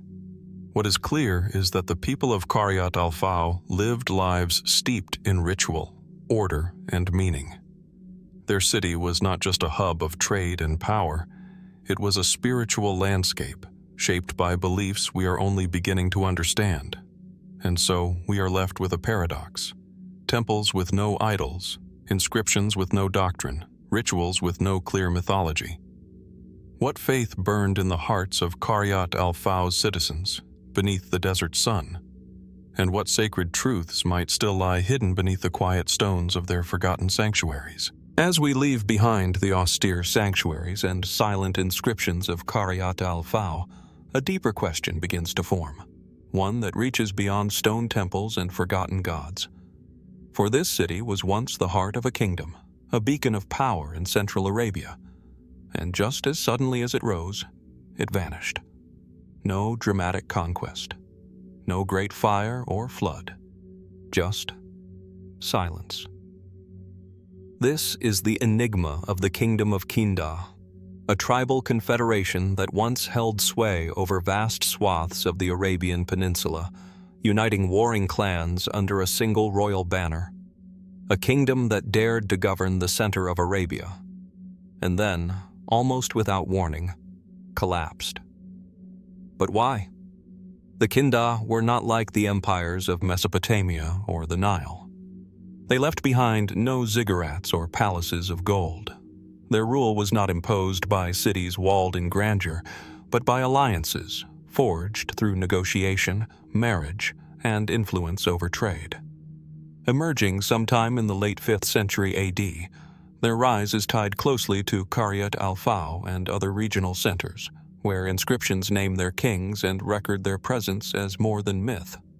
Their roots, however, may stretch much farther back. According to Arab genealogical tradition, the Kinda were a Qahtani tribe, descending from the ancient peoples of southern Arabia. They were said to be royalty among tribes, entrusted with leadership not only through force, but through recognition, a rare experiment in centralized monarchy in a region long defined by independent clans. At the height of their influence, the Kinda appear to have acted as intermediaries between the powerful empires of the time, namely the Byzantines in the west and the Sasanians in the east. Their reach extended as far north as Al-Yamama and possibly into parts of present-day Iraq. They controlled inland trade routes, managed key oases, and may have even levied tribute from other tribes, a fragile but impressive web of power. And then, it unraveled. By the early 6th century AD, the Kinda kingdom had fractured. Their rulers disappeared from the historical record. Their cities fell quiet. Their alliances dissolved into the very tribal conflicts they once subdued. The sources, few and scattered, hint at battles, betrayals, and internal strife. But the full picture remains clouded. What caused the sudden fall of a kingdom that had seemingly defied the odds of Arabia's harsh geography and volatile politics? One possibility is internal fragmentation. The Kinda kingdom was never a unified empire in the traditional sense. It was a federation of tribes held together by royal diplomacy and the charisma of key leaders. When that leadership weakened, or when succession disputes emerged, the bonds that tied Kinda's network together may have quickly unraveled. Oral traditions speak of feuds and rival princes. Was the fall simply a collapse from within? Another explanation lies in external pressure. Around the same time, the Arabian Peninsula was becoming a stage for foreign empires seeking local influence. The Byzantine and Sasanian empires increasingly turned to Arabian client kings to secure their trade routes and borders. The Lakhmids, allied with the Sassanians, and the Ghassanids, allied with the Byzantines, both vied for dominance in northern Arabia. It's possible that the Kinda, caught in the middle, were crushed by proxy wars and shifting allegiances beyond their control. But what if there's more? Archaeologists and historians have pointed to an intriguing pattern. The decline of Kinda seems to coincide with environmental shifts. Central Arabia, especially around Qaryat al-Faw, shows evidence of changing climate conditions around this period. Wadis that once supported agriculture began to dry. Trade routes shifted. Could the weakening of the land itself, its water, its crops, its caravan paths, have undermined Kinda's economic base? And then there are the whispers of a spiritual transition. This was an age of religious flux. In different corners of Arabia, Judaism, Christianity, Zoroastrianism, and traditional Arab polytheism were competing for hearts and minds. The Kinda kings, known to have honored deities like Kal, may have faced increasing pressure, internally and externally, to adopt one faith over another. Religious schisms, like political ones, can fracture even the strongest societies. Could the fall of Kinda have been as much a spiritual collapse as a political one? Some more speculative theories suggest that Kinda's end was not a mere fall, but a strategic withdrawal. That when Kinda's centralized power structure failed, its people returned to tribalism deliberately, seeking survival through dispersal rather than extinction. In this view, the kingdom did not die. It dissolved, its influence seeping back into the sands, carried on by tribal lines that would later shape early Islamic society. Today, little remains. Inscriptions name kings long forgotten. Ruins of Kinda-era settlements still sleep beneath desert stone. The city of Qaryat Al-Faw is silent, and the bones of Kinda's rulers lie somewhere beneath collapsed tombs and shattered altars, with no epic to mark their fall. Why did Kinda collapse so quickly? Why did a kingdom that once united the heart of Arabia leave so little behind? Was it conquest, drought, betrayal, or something more elusive, hidden in the folds of oral memory and unexcavated earth? The silence is profound, but perhaps it is not the end of the story. Perhaps the next storm will lift the sands, and the kingdom that vanished might speak once more. As the echoes of the Kinda kingdom fade into the dunes, its royal lines dissolved, its temples silent, we find ourselves drawn northward, toward the very edges of Arabia's cultural frontiers. There, beyond the trade routes and tribal alliances, lies a different kind of mystery. Not a vanished kingdom or a lost city, but a people, a faith, a name that appears in ancient texts, yet defies easy definition. They are the Sabians. To the west, in the upper reaches of Mesopotamia, lies the ancient city of Harran. A windswept plain surrounded by low hills and broken ruins, Harran is known for its association with moon worship, astronomy, and the cult of the god Sin. Clay tablets from the Neo-Assyrian and Neo-Babylonian periods describe Harran as a center of lunar veneration, its ziggurat towering above the plains, its priests tracking the stars with mathematical precision. But many centuries later, during the early Islamic period, Harran gained a new identity.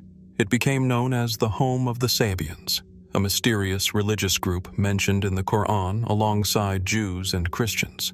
But who were the Sabians, and why are their origins so difficult to trace? Early Muslim historians struggled to define them.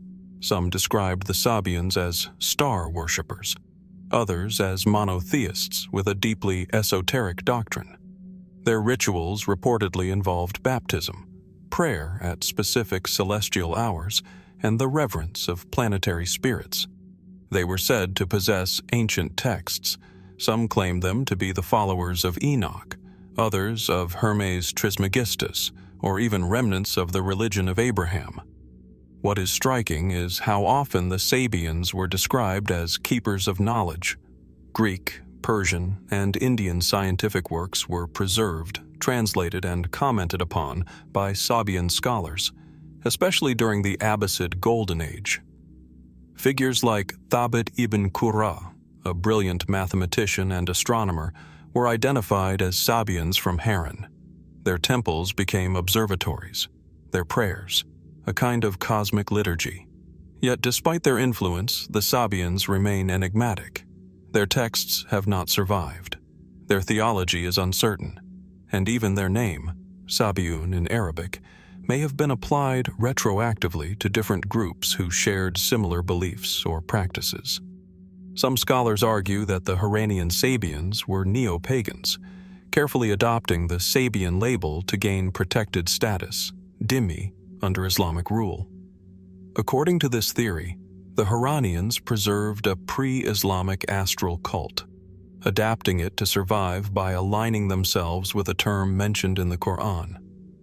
Others believe they were a true religious sect, with roots in ancient Mesopotamian theology, whose traditions were simply too obscure or secretive to leave behind clear documentation.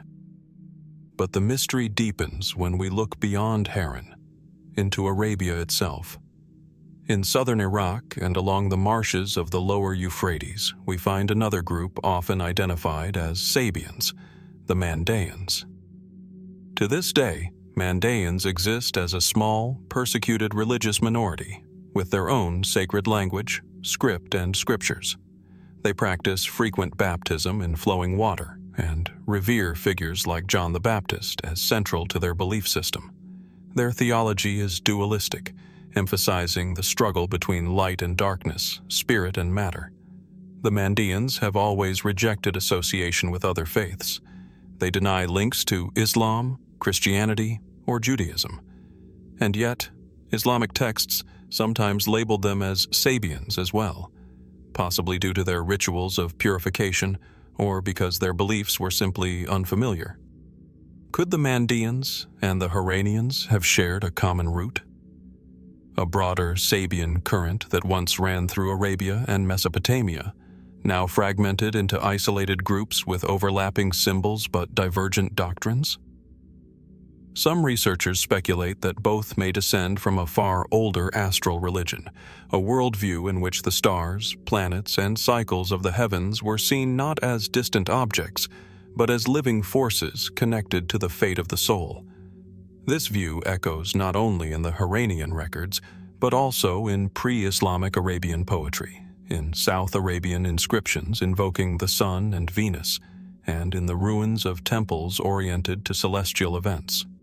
What if the Sabians were not a single sect, but the last visible strand of a much older tradition, one that once spanned from southern Arabia to the heart of Mesopotamia? There are other clues. Ancient texts like the Zedanga and the Book of the Secrets of the Stars, long lost or obscured, were said to be Sabian in origin. Reports speak of Sabian priests using incense, planetary symbols, and silence in rituals meant to harmonize the soul with the motion of the cosmos. In some accounts, they speak of 7 heavens, each guarded by a planetary power, each a step on the soul's journey home. And yet, their temples are gone, their books are lost, their prayers no longer echo in the streets of Harran. Were they suppressed, absorbed, or did they vanish willingly, taking their secrets with them? Even today, the word Sabian lingers, uncertain, unresolved. It appears in Quranic verses, in medieval commentaries, in half-remembered manuscripts, and footnotes on astrology. But its meaning remains elusive. Who were the true Sabians? Scholars? Magicians? Astronomers? Heretics? Or guardians of a forgotten science, one that once blended faith and physics, myth and motion, in a vision of the universe now lost to time? In the dark skies over Harran, the stars still move as they always have, and perhaps, somewhere in that ancient rhythm, the Sabians left behind a pattern, waiting to be seen again. As the stars fade over the plains of Harran and the ancient whispers of the Sabians grow quiet, our journey turns southward, toward the rugged highlands and deep valleys of Yemen, a land steeped in legend and shadowed by one of the most enduring mysteries of Arabia, the tales of a great flood. Unlike the more familiar Mesopotamian or biblical accounts, the flood myths of Yemen are woven into tribal memory, carved into ruined dams, and echoed in Quranic verses. At the heart of these stories stands Marib, once the proud capital of the Sabaean kingdom, a center of trade, astronomy, and monumental engineering. It is here that one of the most remarkable structures of the ancient world once held back the desert, the Marib Dam. Constructed as early as the 8th century BC and expanded by successive dynasties over the course of centuries, the Marib Dam was no ordinary project. Spanning nearly 600 meters across the Wadi Dana, It collected and redirected the seasonal rains from the surrounding mountains into an intricate system of irrigation channels. These channels nourished a fertile plain, transforming a barren land into a thriving agricultural hub, one that could support tens of thousands. The Sabaeans called it Iram, and they treated the dam not merely as an engineering marvel, but as a sacred structure protected by divine favor.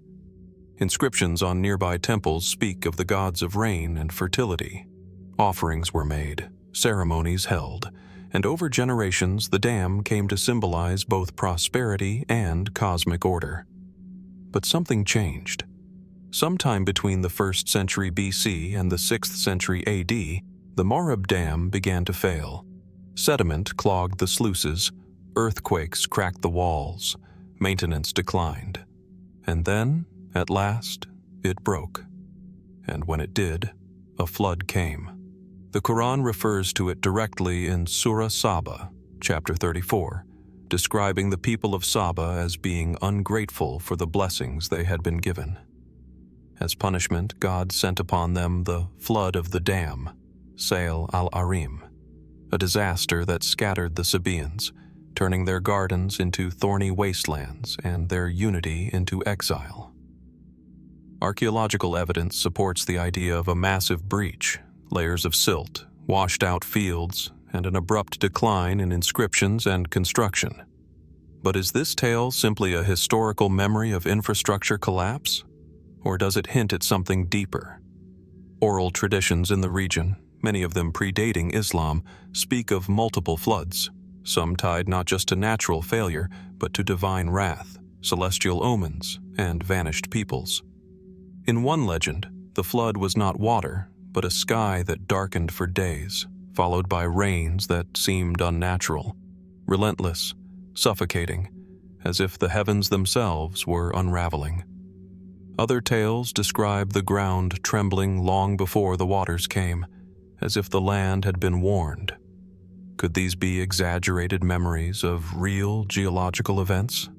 Yemen lies on a volatile tectonic boundary. Earthquakes are not uncommon, and some researchers have proposed that seismic activity may have triggered the final collapse of the Marib Dam. Still others suggest climate change, shifts in rainfall patterns, increasing aridity, or rare extreme weather events that overwhelmed the ancient defenses. But there is another layer to this mystery, one that reaches beyond the dam. In both Islamic and pre-Islamic sources, Yemen is associated with vanished civilizations. The people of Ad, the tribe of Sheba, and the lost kingdom of Himyar are all said to have vanished in catastrophes linked to arrogance, sorcery, or rebellion against divine order. Again and again, the motif recurs. A people blessed with abundance fall into excess, ignore prophetic warnings, and are swept away by a flood, literal or symbolic. Is this repetition merely metaphorical? A cultural warning echoing across time? Or are these layered memories of a forgotten cataclysm passed down through generations in the only language that could carry it? Story. Even more curiously, some fringe researchers have proposed that the Yemeni flood myths preserve distant echoes of a much older event, perhaps even linked to the global flood traditions found from the Andes to Mesopotamia. In this view, the Arabian Peninsula may have preserved a regional variation of a worldwide catastrophe, long before written records. While mainstream science remains cautious about such claims, the persistence of these motifs, spanning regions, religions, and centuries, invites reflection.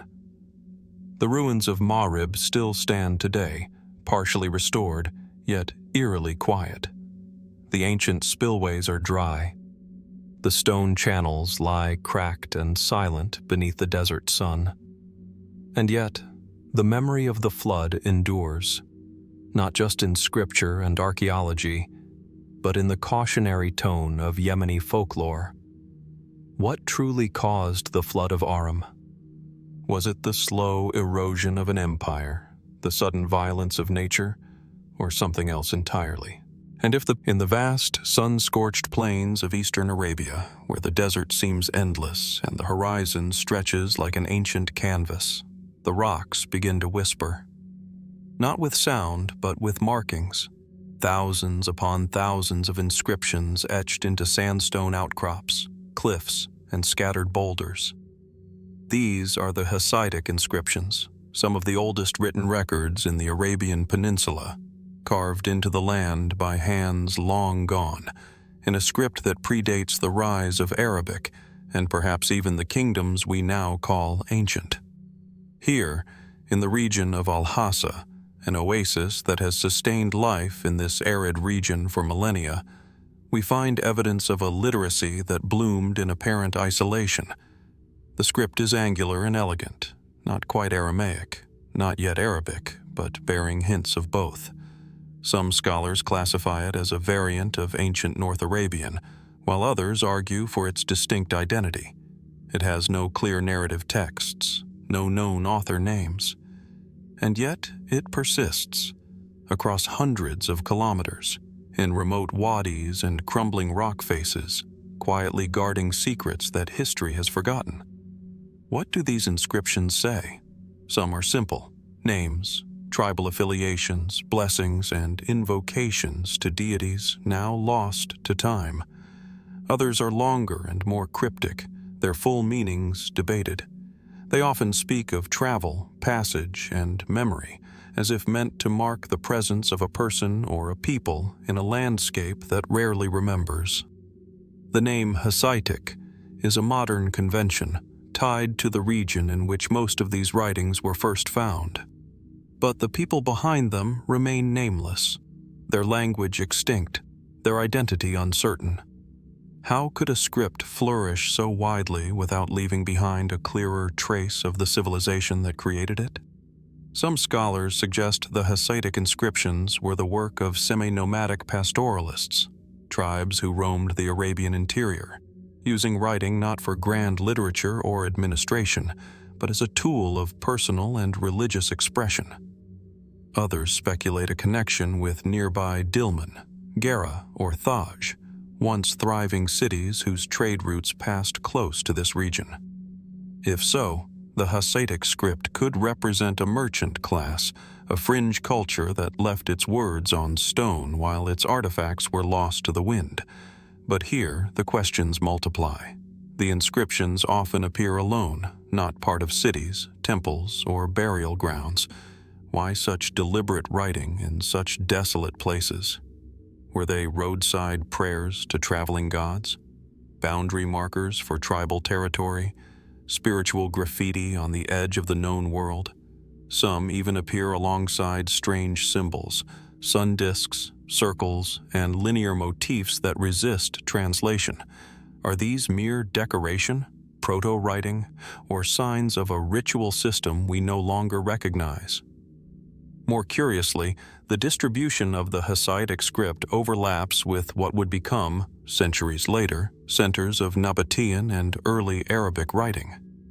Was Hasaitic a precursor to Arabic, or a parallel tradition that died out as other scripts gained dominance? While the two scripts differ structurally, their coexistence suggests a region rich in linguistic experimentation where languages collided, merged, or vanished, leaving behind only clues. And then there is the question of the gods. Some inscriptions invoke divine names, Ruda, Atar Samayan, Alat, deities shared across the pre-Islamic Arab world, from northern Arabia to Yemen. But here, they are paired with unfamiliar epithets, regional titles that hint at local variations or entirely forgotten cults. One inscription refers to a guardian of the Eastern Gate. Another mentions a bringer of winds. These deities may have once been as real to the people of Hassait as rain or fire. Yet now, their identity is fragmented, half submerged in the sands of prehistory. Were these gods imported from older Semitic religions, or were they native to the eastern desert, remembered now only in these fading marks? Some modern researchers have tried to use AI and comparative linguistics to decipher new patterns in Hasaitic. Results have been promising, but inconclusive. The script resists total understanding. Too few inscriptions are fully intact. Too much of the context has been erased by time. And unlike cuneiform or hieroglyphics, Hasaitic lacks a Rosetta Stone. No bilingual text, no translation aid, no key to unlock the grammar hidden behind its symbols. Still, the desert preserves what the cities cannot. While temples crumble and palaces fall, a message scratched into stone beneath the desert sun can last thousands of years. And so these voices, anonymous and ancient, continue to speak, even if we no longer understand their words. Could there be more inscriptions, buried beneath layers of sediment, or still hidden in uncharted canyons? Could a single new find shift our understanding of the people who wrote them? And what kind of society leaves behind language but no legends, words but no walls? The Hasaitic inscriptions remain a riddle not just of language, but of presence. They mark a people who were once here, thinking, traveling, praying, on the same land we now walk. They remind us that writing does not require empire, that even in silence there is memory, and that some stories remain just beyond the edge of translation. Beneath the pale blue sky of the Syrian desert, where the wind sweeps across a vast and barren plain, ancient patterns emerge from the dust. Patterns not easily seen from the ground, but hauntingly precise from above. Giant circles, spirals, and wheel-like formations, made of carefully placed stones, stretch for miles across the landscape. They have no names in modern memory, no inscriptions to explain their purpose. To archaeologists, they are known simply as the Big Circles, enigmatic monuments from a time before writing, before cities, before recorded history. Scattered across the desert floor between Syria and Jordan, these immense stone rings, some nearly 400 meters wide, are part of a larger family of structures archaeologists have begun to call the desert kites, or wheel structures. Many are perfectly circular. Others are shaped like keys, crescents, or spokes radiating from a center. Some are solitary. Others appear in pairs or clusters. In all, more than 1,000 such formations have been identified, most invisible unless viewed by aerial survey or satellite imagery. What are they? Who built them? And why do they echo similar structures found thousands of kilometers away in Britain, in Jordan, and even on the Arabian Peninsula? What's especially puzzling is that these stone circles appear to date back to the Neolithic period, as far back as 8,500 BC, making them older than Stonehenge, older than the Egyptian pyramids, and perhaps among the earliest large-scale human constructions still visible on Earth. But unlike those more famous megaliths, the Syrian circles are flat. The stones used are modest in size, usually no taller than a meter. There is no monumental architecture, no temples, no signs of burial or habitation, just the geometry, etched into the land like a forgotten language. Some archaeologists have proposed that these were cattle enclosures or corrals used by early pastoralist societies. But the precision of the circles, their often perfect proportions, and their placement across otherwise inhospitable terrain raise doubts. Why go to such effort in such a harsh environment? And why the recurring shapes? Another theory suggests a ritual function, perhaps astronomical. Some researchers have noticed that certain lines and spokes within the wheels align with solar events, like the solstices or equinoxes. Could these be proto-calendars, designed to mark the passage of time, the return of seasons, the sacred days of early spiritual life? If so, they would be among the earliest known expressions of cosmic awareness in human construction. Others have suggested a more symbolic meaning. The circles, some say, may represent maps of the heavens, diagrams of life, or paths for the dead, a cosmological architecture built not for function, but for meaning. Perhaps they were used in ceremonies no longer remembered, tied to ancestors, celestial gods, or forgotten myths now lost to the shifting sands of time. And then there are the outliers, the researchers who suggest even stranger possibilities. Some point to the similarities between the Syrian circles and the famed Nazca lines of Peru, both massive, flat, symbolic landscapes best viewed from the air. Could these structures have been intended for gods or spirits watching from above? Or are we merely projecting patterns onto a past we can no longer access? Satellite surveys in recent years have only deepened the mystery. New structures are found regularly, many in extremely remote locations where modern development never reached. Some appear to form networks linked by ancient tracks or aligned along specific geographic axes. If these are random constructions, why do they follow hidden orders? Efforts to excavate the circles have been limited, hindered by modern conflict and the fragility of the landscape. Few artifacts have been recovered. No bones, no tools, no signs of habitation. It's as if the builders left behind only the shapes, nothing else. No culture we know of claimed them. No legends remain to explain them. They exist outside of the usual narrative, mute witnesses to a time and people that science can trace only in faint footprints. Even the very act of dating them is a challenge. Without organic material to carbon date, archaeologists rely on nearby finds, erosion patterns, and educated guesswork. Some may be as young as 4,000 years. Others may predate settled civilization altogether, and yet they endure. In the morning light, as shadows stretch across the desert, the circles reveal themselves slowly, like messages carved into time. Each one tells us something simple and something profound. That someone was here.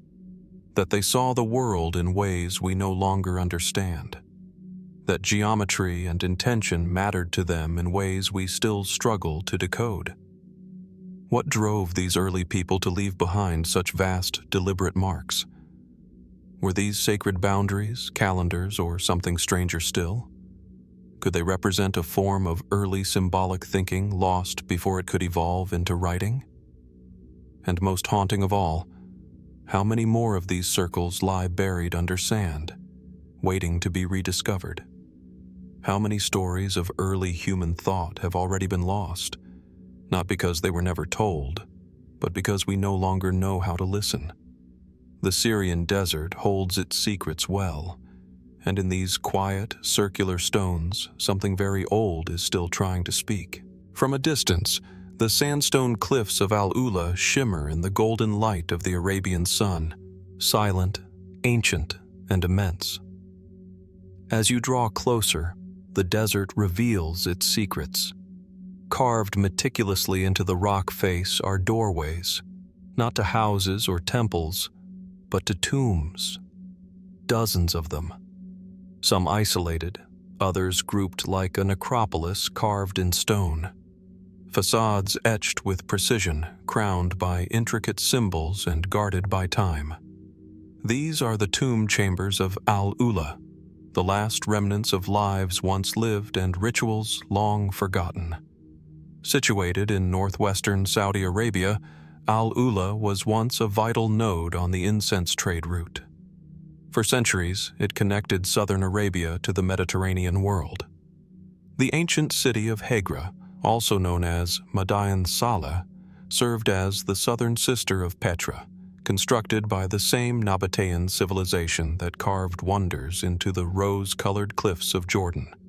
But here, in the Arabian sands, the tombs take on a darker tone, more isolated, more enigmatic. The tomb facades vary. Some are modest, others monumental. The most elaborate rise several meters tall, carved with classical columns, friezes, and a unique stepped motif at their peak, the crown of the Nabataeans. But beyond the artistic beauty lies a greater mystery. What were these chambers truly used for? Archaeologists agree that these were funerary monuments. Inscriptions in Nabataean script identify the names of the deceased, the families to whom they belonged, and warnings to those who might defile the tomb. And yet, the interiors are often strikingly empty. No sarcophagi, no grave goods. In many, not even skeletal remains have been found. Why build such elaborate tombs with so little inside?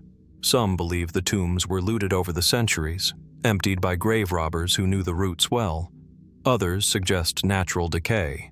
Bodies, once laid on wooden platforms, may have disintegrated entirely in the dry desert air.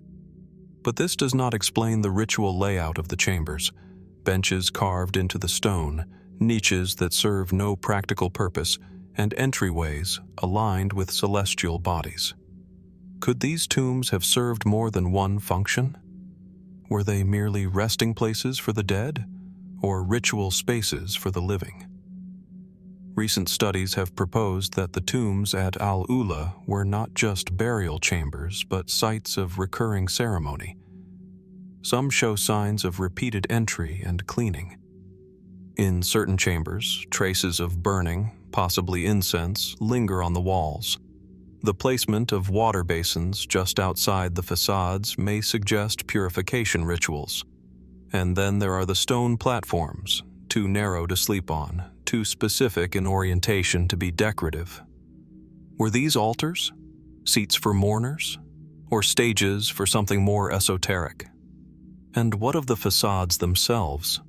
Why mimic the architecture of temples on the faces of tombs? Some scholars argue this was a symbolic gesture, an attempt to bridge the world of the living with the divine, to give the dead a house worthy of their afterlife. But others point to the possibility of theatrical or spiritual functions. The facades may have served as a backdrop for funerary dramas reenacted by families during specific times of the year, perhaps tied to astronomical alignments or ancient seasonal rites. Indeed, some tomb entrances align with solar events, sunrise on the solstice, or the appearance of particular constellations. Could the tombs have functioned like a calendar of the dead, marking moments when the veil between worlds thinned and the living could commune with their ancestors? There is also the deeper, more elusive question of continuity. The Nabataeans were not the first to inhabit Al-Ula. The region had been settled for thousands of years before them. Thamudic inscriptions, Lihyanite ruins, and even older traces of occupation suggest a layered history of sacred use. Did the Nabataeans build their tombs upon older spiritual sites? Did they inherit forgotten practices and merge them with their own beliefs? Or were these designs entirely original, reflections of a worldview now lost? Stranger still are the tombs that seem unfinished, facades partially carved, their interiors never hollowed out. These silent stones raise eerie questions. Did construction stop due to war, death, or some unrecorded taboo? Or was the act of carving itself part of the ritual, meant to be performed but never completed? In the modern era, much of what we know about Al-Ula has come from aerial surveys, digital mapping, and cautious excavation. But the intentions behind the design, the choices of shape, scale, and location, remain speculative. The deeper purpose, the lived experience of these tombs as places of sorrow, memory, and perhaps transcendence, is still beyond reach. The desert has preserved the structures, but not the songs, the chants, the ritual gestures that once gave these spaces meaning. All that remains is the silence, the carved stone and the fading names. So we are left to wonder, were the tombs of Al-Ula quiet vaults for the dead, or sacred theaters for something greater? Were they places to mourn or places to celebrate passage? And what, if anything, did the Nabataeans believe awaited on the other side? As the sun sets behind the cliffs and the last rays of light slip across the faces of the tombs, one cannot help but feel that something ancient still lingers here, just out of sight, just beyond understanding. A ritual a presence, a mystery not yet ready to be revealed. In the far western reaches of Egypt, where the golden desert meets the blue horizon in a heat-shimmering haze, lies the Siwa Oasis, an island of life surrounded by an ocean of sand. The palm groves here sway in silence, nourished by underground springs that have flowed for millennia. But nestled within this timeless green refuge is something older, deeper, a whisper from the ancient world. Crumbling walls and half-buried foundations mark the remains of one of antiquity's most enigmatic sanctuaries, the Oracle of Amun. High upon the limestone rock of Agurmi, the temple once stood as a place where gods were said to speak. Pilgrims, kings, and conquerors alike braved the punishing desert to reach it, not for gold, not for war, but for answers. Even Alexander the Great, guided by a vision, crossed the Sahara to ask a question no one recorded. What could have drawn him to this place, so far from the centers of empire? The site is widely known for its role in the Egyptian and Greek world. Amun, the god whose voice echoed through the temple, was a major deity of the Theban tradition. The Greeks later equated him with Zeus. But Siwa's spiritual roots may stretch further and deeper, possibly across the Red Sea, into the highlands and deserts of ancient Arabia. The architecture of the temple is unusual. It lacks the symmetrical grandeur of traditional Egyptian sanctuaries. Instead, it feels intimate, hidden, almost secretive. The narrow chambers, slanted walls, and winding corridors suggest a space designed not for spectacle, but for ritual, for secrecy. And curiously, some of its elements mirror features seen in the ancient religious sites of southern Arabia.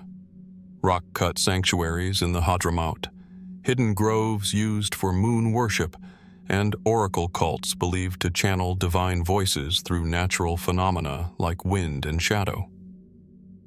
Could there have been a spiritual bridge between the Arabian Peninsula and this remote Egyptian oasis? Some historians believe it's possible. Siwa was not as isolated in antiquity as it appears today. Trade routes laced across the region, linking the incense-rich lands of Yemen and Oman to the Mediterranean and Nile Valley. Arabian merchants would have passed through Siwa on their journeys, carrying not only goods, but beliefs. And in places where trade lingered, culture often followed. Arabian oracles, particularly those associated with moon gods such as Sin or local desert deities, practiced forms of divination strikingly similar to those described at Siwa. Answers delivered in riddles, voices heard in natural elements, trance-like states invoked in stone enclosures. Ancient texts mention sacred springs, groves, and stones used in early Arabian prophecy, sacred spaces where people sought knowledge not by speech, but through atmosphere, rhythm, and silence. Could early Arabian priests or mystics have once stood within the temple of Amun, adapting their rites to local gods, or perhaps shaping new ones? Linguistic hints add another layer. Some inscriptions found near Siwa use a form of Libyan script that remains only partially deciphered. But several researchers have noted semantic overlaps with South Semitic languages, spoken in ancient Arabia. Could these markings be evidence of a long-forgotten cultural exchange? One where Arabian scribes left traces of their presence, etched in stone? Even the name Siwa may offer a subtle clue. Though debated, some scholars argue that it may derive from roots in Berber or Semitic languages meaning protector or guardian. If the oracle was seen as a guardian of sacred truth, then whose truth was it? There are, of course, mainstream explanations. The Greeks revered the site because of its association with the god Amun and his oracle's accuracy. The Egyptians built the temple as a remote center of religious authority. Trade brought foreign travelers, but not necessarily spiritual transformation. Yet that doesn't explain all of it. Why does the temple's design deviate so markedly from Egyptian norms? Why do local Siwan traditions, oral tales passed down for centuries, include references to foreign priests and southern men of stars who came from beyond the dunes? Why do the ruins stir a feeling not of empire, but of mystery, as if something older, less codified, once held power here? And then there is the matter of Alexander himself. According to legend, after visiting the oracle, he refused to share what he was told. Some say the oracle declared him divine. Others believe it gave him a prophecy too strange to reveal. But what if the voice that spoke to Alexander wasn't solely Egyptian or Greek? What if it echoed something far older, an ancient Arabian wisdom preserved in Siwa's sacred rock? Today, the temple stands in silence. The columns are broken, the inscriptions weathered. Wind drifts through the ruins like breath from another world. Tourists come and go, unaware that beneath their feet may lie the remains of a cross-cultural sanctum, where the voices of desert prophets, Nile priests, and Mediterranean kings once converged. Was Siwa merely a local shrine elevated by history? Or was it part of a hidden network, one that stretched from the southern Arabian highlands to the heart of the Egyptian desert? And if so, what else might still lie undiscovered beneath the sand? The oracle no longer speaks, but maybe, just maybe, the desert still remembers. Still, not far from the stark ochre ridges of the Hajar Mountains in northern Oman, the land begins to fold inwards, into a valley where time seems to slow. Here, at the edge of the oasis of Bat, where fields of date palms ripple under desert winds, a lone structure rises from the dust.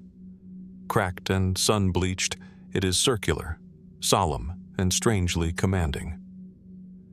This is the Al-Khutm Fortress, a Bronze Age mystery hidden in plain sight.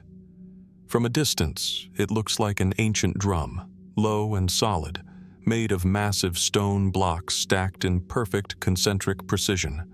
No towering walls, no grand gate, no inscriptions. And yet, something about its form suggests purpose, intent.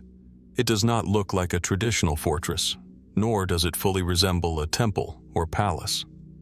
It is ancient, possibly dating as far back as 3000 BC, but its true origin and function remain open questions. What exactly was Al-Khutm? The site belongs to the broader archaeological landscape of Bat, a UNESCO World Heritage Zone famous for its unique beehive-shaped tombs and enigmatic stone towers.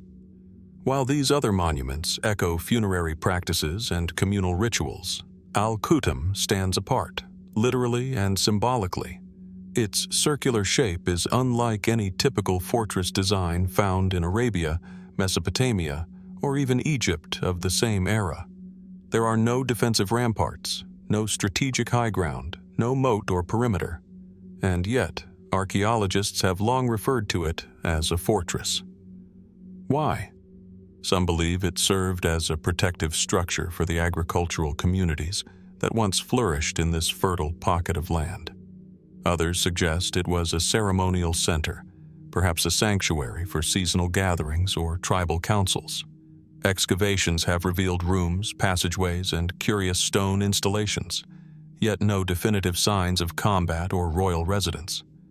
Was it a fortress in name only, or did its defenses lie in something other than height and steel? Scholars have pointed out that the design of Al-Khutm mirrors the cosmological architecture found in ancient Arab religious sites, structures aligned to the stars or constructed in symbolic harmony with seasonal cycles. Could this circular monument have functioned as an observatory, a solar calendar, or even a ritual hub aligned with agricultural rhythms? Complicating the picture are the artifacts found nearby: pottery shards, copper tools, stone weights. Many bear resemblance to items found not just in Oman, but across trade networks stretching to Mesopotamia, the Indus Valley, and possibly even Eastern Africa. This suggests that the people of Bat, and perhaps the builders of Al-Khutm, were far from isolated desert dwellers. They were part of something larger, something connected.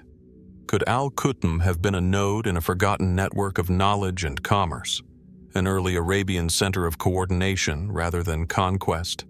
Some fringe theorists have gone further, speculating that Al-Khutm's structure holds encoded mathematical ratios, that its round form, almost perfect in its symmetry, suggests not just utility, but design guided by abstract knowledge.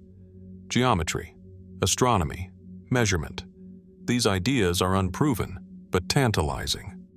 After all, what civilization builds a circular stone tower in the desert with no clear enemies, no royal inscriptions, and no tomb?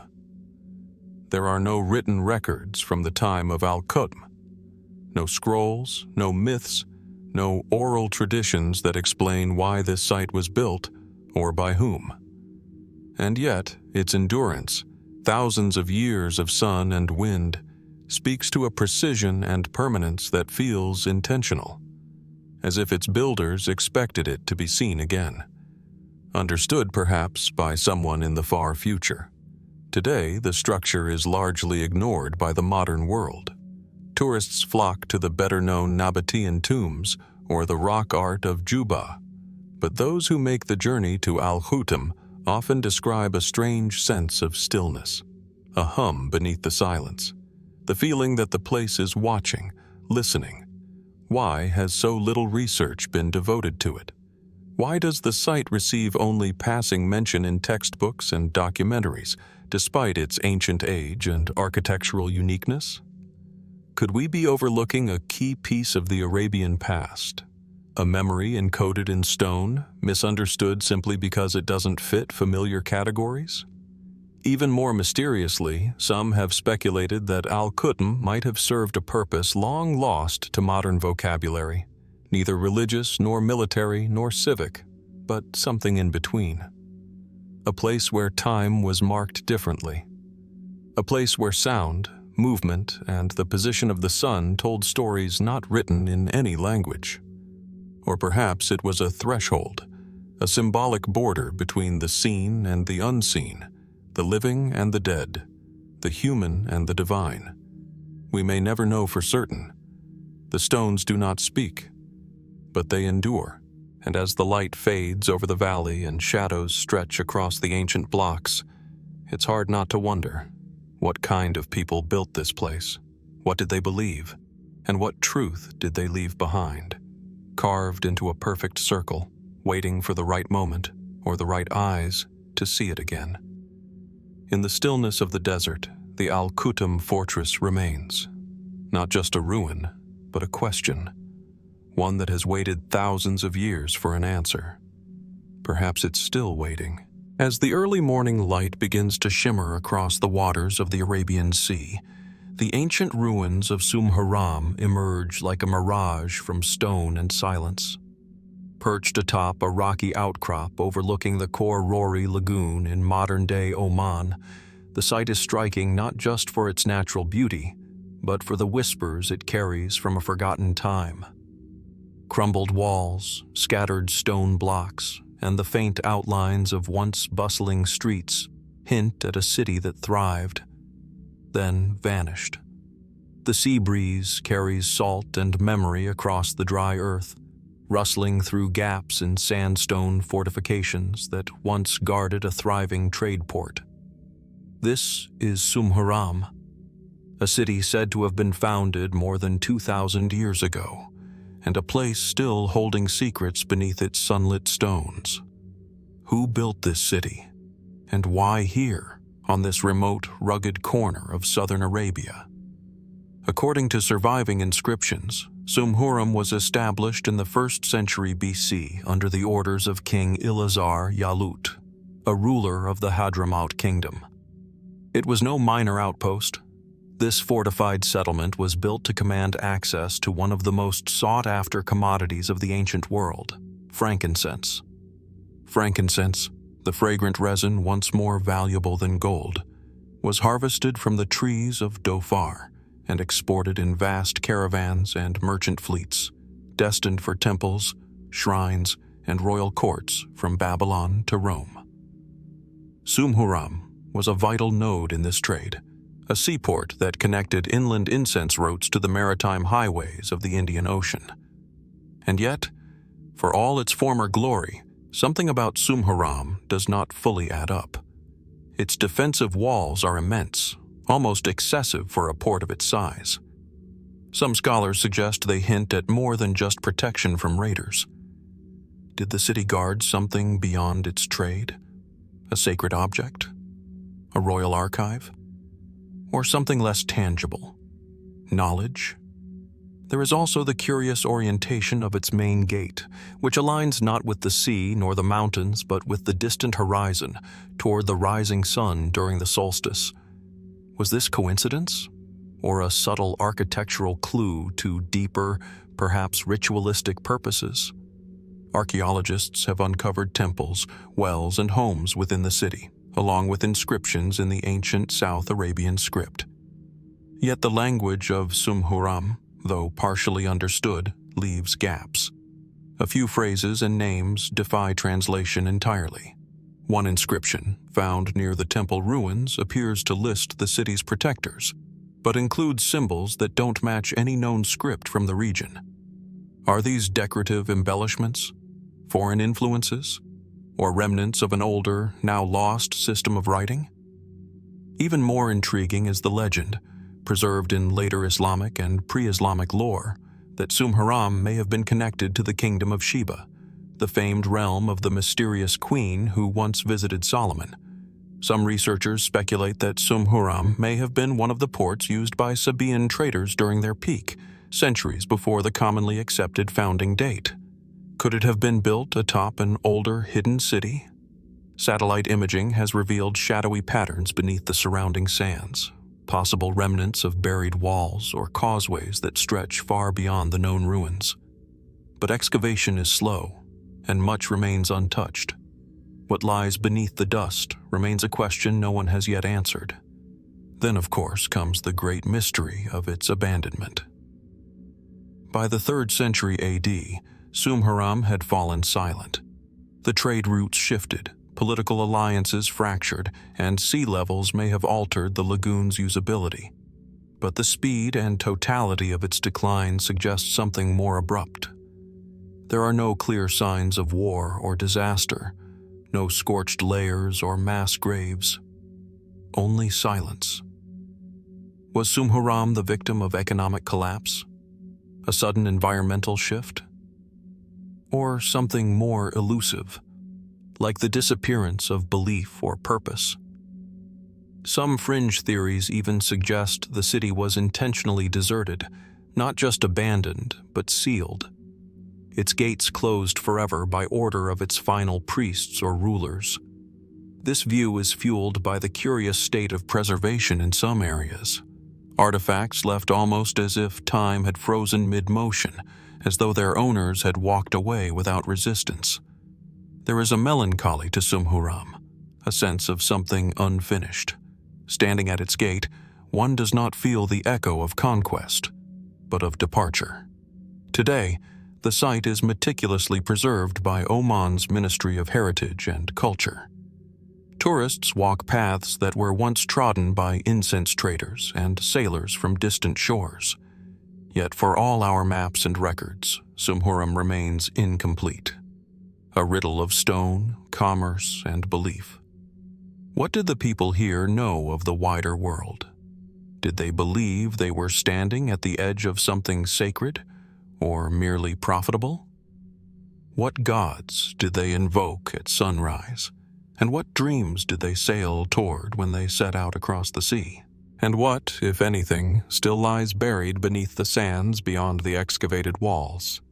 Sumhuram invites questions but rarely offers answers. Its ruins stand as a monument not just to what we know, but to what we have lost. It is a story that resists a final chapter, a port city whose ships may be long gone, but whose mystery still drifts along the wind. And as the sun sets across the crumbled towers and the lagoon turns gold, one cannot help but ask, what secrets sailed away from Somhuram, never to return? As dawn breaks over the eastern reaches of the Arabian Peninsula, a remarkable sight unfolds. A vast oasis, emerald and alive, blooming from the heart of the desert. This is Al-Asa, a fertile expanse stretching over thousands of hectares, fed not by modern irrigation or seasonal rainfall, but by something far older and far more enigmatic. Palm trees sway gently in the wind, their roots drinking from hidden veins of fresh water that have flowed here for millennia. Canals wind like silver threads through villages and date groves, their channels carved with precision, designed with intelligence. The source? Dozens of natural springs, some gushing with surprising force, others trickling from the earth in quiet defiance of the surrounding aridness. But it is not just the abundance of water that intrigues archaeologists. It is the system that moves it. Beneath Al-Asa's serene surface lies a labyrinth of stone aqueducts, carved channels, and underground tunnels. Some of these conduits are thought to be thousands of years old, built before recorded history had etched its first lines in this land. Their purpose is clear: to transport, conserve, and direct water. But the questions multiply the deeper one looks. Who first engineered this intricate system? And more curiously, how did they do it with such mastery? Some scholars attribute parts of the network to the Nabataeans or earlier Arab tribes, others to Persian or Mesopotamian influence. The architectural elements, sloped channels, pressure-releasing basins, hidden cisterns, suggest knowledge of hydraulics far beyond what is typically associated with early desert cultures. Certain tunnels descend deep into the earth, carved with mathematical precision to ensure gravity-fed flow over long distances. The gradient is steady, efficient, neither too steep to erode, nor too shallow to stagnate. How did ancient engineers measure so accurately without modern tools? And how did they manage to maintain the integrity of these channels over centuries? Al-Asa's water never freezes, never fully dries, and never floods its system beyond what it can handle. It is a dynamic balance, one achieved not by accident, but by design. And yet the records of its builders are conspicuously absent. No tablets, no blueprints, no inscriptions describing the construction of the oldest channels have been found. It's as if the knowledge was passed not through writing, but through generations of oral tradition, knowledge perhaps now lost to time. Some researchers speculate that the oldest parts of the system could date back to the 3rd millennium BC, placing them alongside some of the world's earliest civilizations.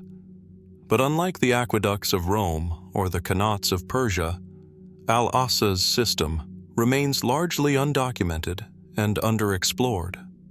More puzzling still are the variations in technique. Some channels are built using stones that show no signs of local origin, cut from rock formations located miles away. Transporting these materials across desert terrain would have been a monumental task. Why not use closer resources? Was it a matter of ritual, symbolism, or simply a forgotten engineering principle we no longer understand? In the heart of the oasis, there are also stories.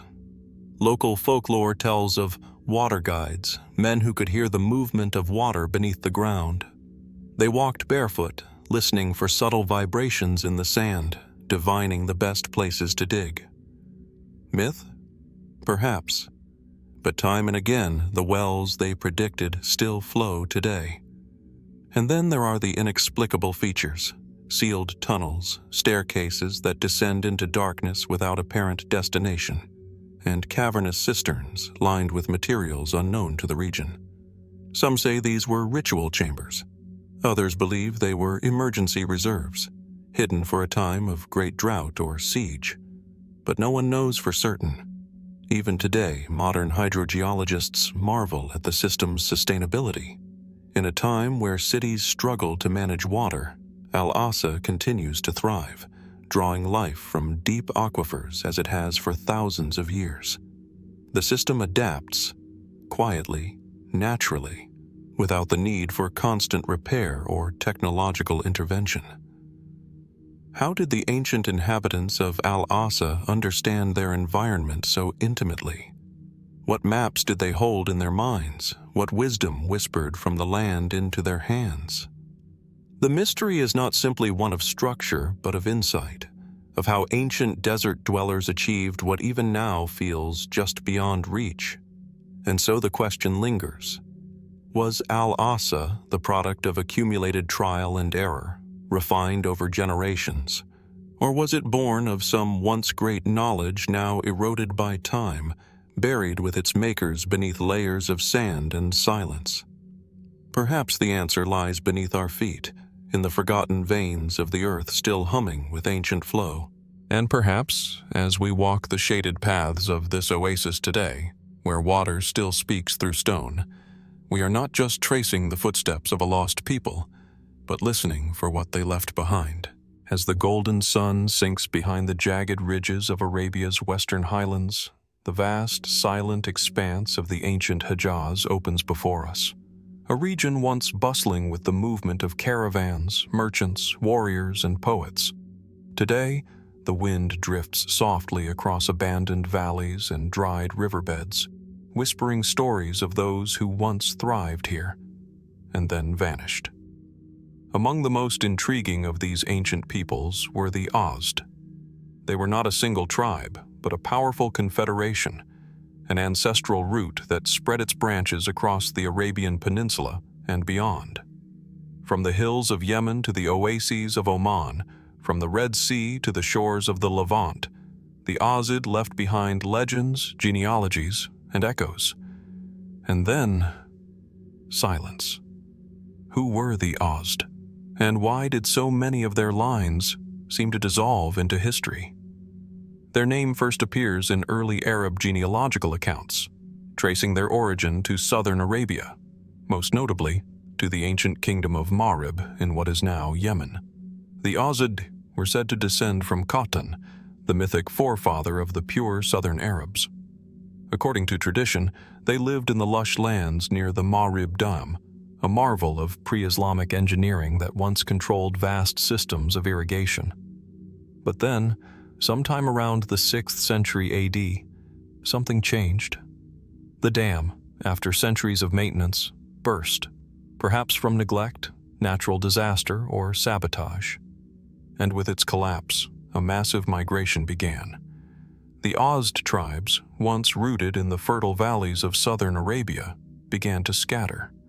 Some went north to Mecca and Yathrib, others to Oman, the Levant, or as far as Persia. These were not nomads wandering aimlessly. They moved with purpose, often settling in strategic trade cities or forging new alliances with local rulers. They brought with them knowledge, customs, and languages that would deeply influence the places they touched. Yet this dispersion also marked the beginning of their mystery.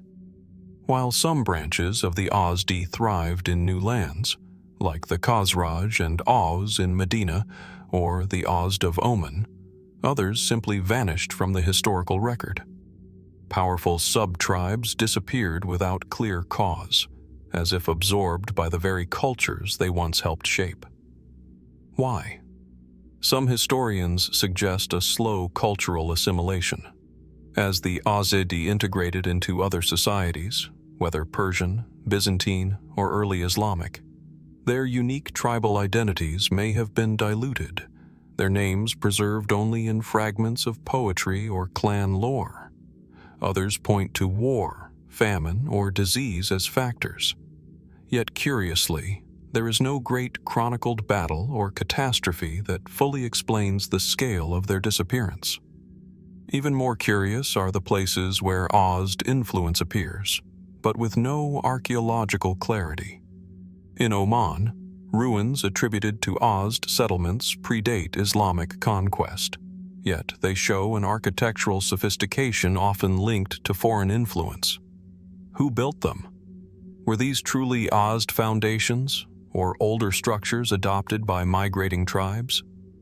In southern Arabia, the oral traditions speak of Azd leaders who governed vast areas, only for their names to vanish mid-lineage, with no record of succession. Inscriptions from the late Himyarite period mention Azd alliances, but then fall silent. Could there have been an internal collapse? A loss of cohesion? Or perhaps something more elusive? A decision to erase their own name in favor of new, rising identities? Even within early Islamic history, the Azd present a puzzle. They appear suddenly, playing significant roles in the formative battles of Islam, yet just as quickly, they fade again into broader tribal designations. It's as though the name Azd became a hidden thread in the fabric of the region, woven deeply yet invisibly into its transformation. And then there are the stories. Legends from Yemen speak of a great exodus of the Azd, not only as a reaction to the dam collapse, but in obedience to an omen or divine sign. Some say they followed a bird, others a prophecy. These tales echo myth more than history, yet they persist across multiple regions, hinting at a deeper ritual or belief system now forgotten. Could the Azd have been custodians of ancient knowledge, spiritual traditions, or technologies that they chose to carry with them or conceal? Could their disappearance have been intentional? Such questions remain unanswered. Archaeologists continue to search for clear evidence, burials, settlements, written records, but the trail is thin. What we know of the Azdi is gleaned not from stone tablets or temples, but from scattered lines in genealogies, poems of early Islam, and fragmented folklore. And so the mystery endures. How does a people so widespread, so influential in their time, leave behind so little in the archaeological and historical record? How can the threads of a vast tribal confederation unravel so quietly into the sands? As we stand among the wind-carved ruins of Arabia, among forgotten watchtowers, sun-bleached inscriptions, and the dry bones of lost trade routes, one can't help but feel the presence of something unfinished, a story not lost but buried, a name not forgotten but waiting. And so we ask, where did the Azd truly go? Did they vanish, or did they simply become the silent architects of a new chapter, hidden beneath layers of history, echoing in every unmarked stone and half-remembered verse? Perhaps the answer lies not in what was recorded, but in what was deliberately left unsaid.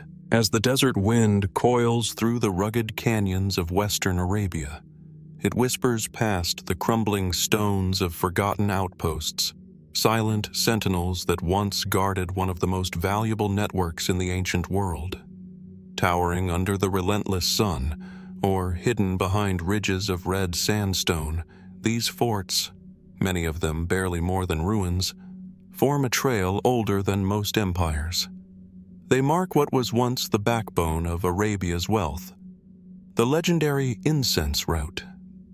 Stretching from the fragrant groves of frankincense trees in the Dhofar region of Oman and Yemen, winding north through the Hejaz and into the Levant, the Arabian incense trail was not merely a trade path.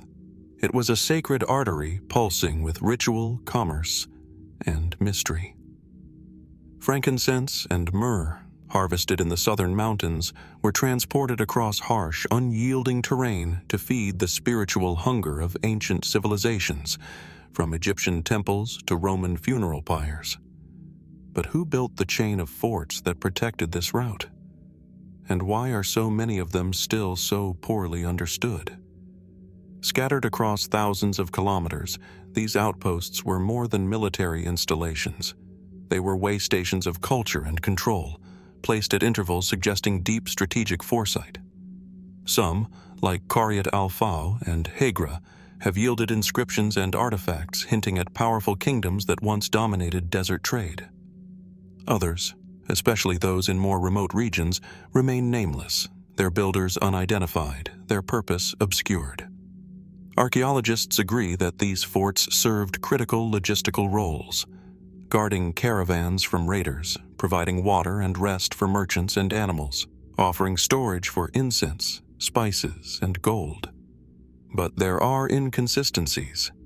Certain forts are located far from logical caravan paths, on hillsides too steep or isolated to serve practical trade purposes. Others are built with architectural techniques that do not match nearby settlements or known cultures. Why would someone build strongholds in places where caravans never traveled? Could these have served another purpose, spiritual perhaps, or even astronomical? In some cases, the alignment of fortresses and nearby watchtowers appears to mirror celestial patterns. A handful of researchers have noted that certain sites, particularly those near the Nafud Desert, align with the rising of Sirius, a star associated with ancient Egyptian and Mesopotamian rituals. Was incense more than a commodity? Could it have also played a role in forgotten desert rites tied to the heavens? The presence of Nabataean, Lihyanite, and Sabaean inscriptions at different forts suggests that the route was controlled and influenced by multiple civilizations over time. And yet, these powers often left no sign of who originally constructed the infrastructure they later used. Were these forts repurposed by successive cultures, each inheriting a legacy they themselves did not fully understand? This silence in the historical record opens space for more speculative theories. Some posit that these forts mark not merely trade posts, but a kind of sacred geography, nodes in a forgotten spiritual grid that once mapped the metaphysical contours of Arabia. Others suggest more earthly motives, secret burial sites, forgotten treasuries, or even military zones used by vanished desert empires that left no trace but stone. Then, there is the unsettling question of how some of these structures seem to have been deliberately erased from memory. No oral traditions recall them. No legends or myths explain their names or their builders. They stand, not as ruins overtaken by time, but as remnants that were never meant to be remembered. Why would a people erase their own path? Even today, satellite imagery reveals the outline of forts and pathways buried beneath dunes, structures that modern expeditions cannot always reach. Some appear and vanish with the shifting sands. Others emerge only in certain light, as if the desert itself chooses when to reveal its secrets. The incense trail was not a singular line. It splintered into alternate routes depending on season, politics, and tribal influence. Some paths cut deep into the empty quarter, where no fort should logically exist, yet faint traces of walls and square enclosures have been spotted even there. Could there be more beneath the dunes? The Roman historian Pliny the Elder spoke of how incense was so valuable that entire armies were dispatched to secure it. Temples demanded it, emperors prized it, and desert kings grew wealthy from its flow. But such power also attracts secrecy. Were these forts simply practical checkpoints, or barriers meant to control knowledge, not just goods? As with many mysteries of the ancient world, the evidence refuses to yield a single narrative. The artifacts are few. The walls, weathered, the records scattered or silent, or what we are left with is a trail of stone and shadow, ruined ramparts and lonely towers that once lit the way through a landscape both hostile and holy. When you walk among the remains of a fort like Al-Ula's outposts or the unnamed structures near the Wadi al-Hayat, you feel the weight of decisions made in centuries long past. Decisions to fortify, to defend, to hide. But what were they protecting? Wealth? Ritual? Memory? We may never fully know, and yet, in that not knowing lies the mystery's power. As the wind brushes against these ancient stones, the forts still stand, not as answers, but as questions carved in sandstone. Who built them? What were they truly guarding?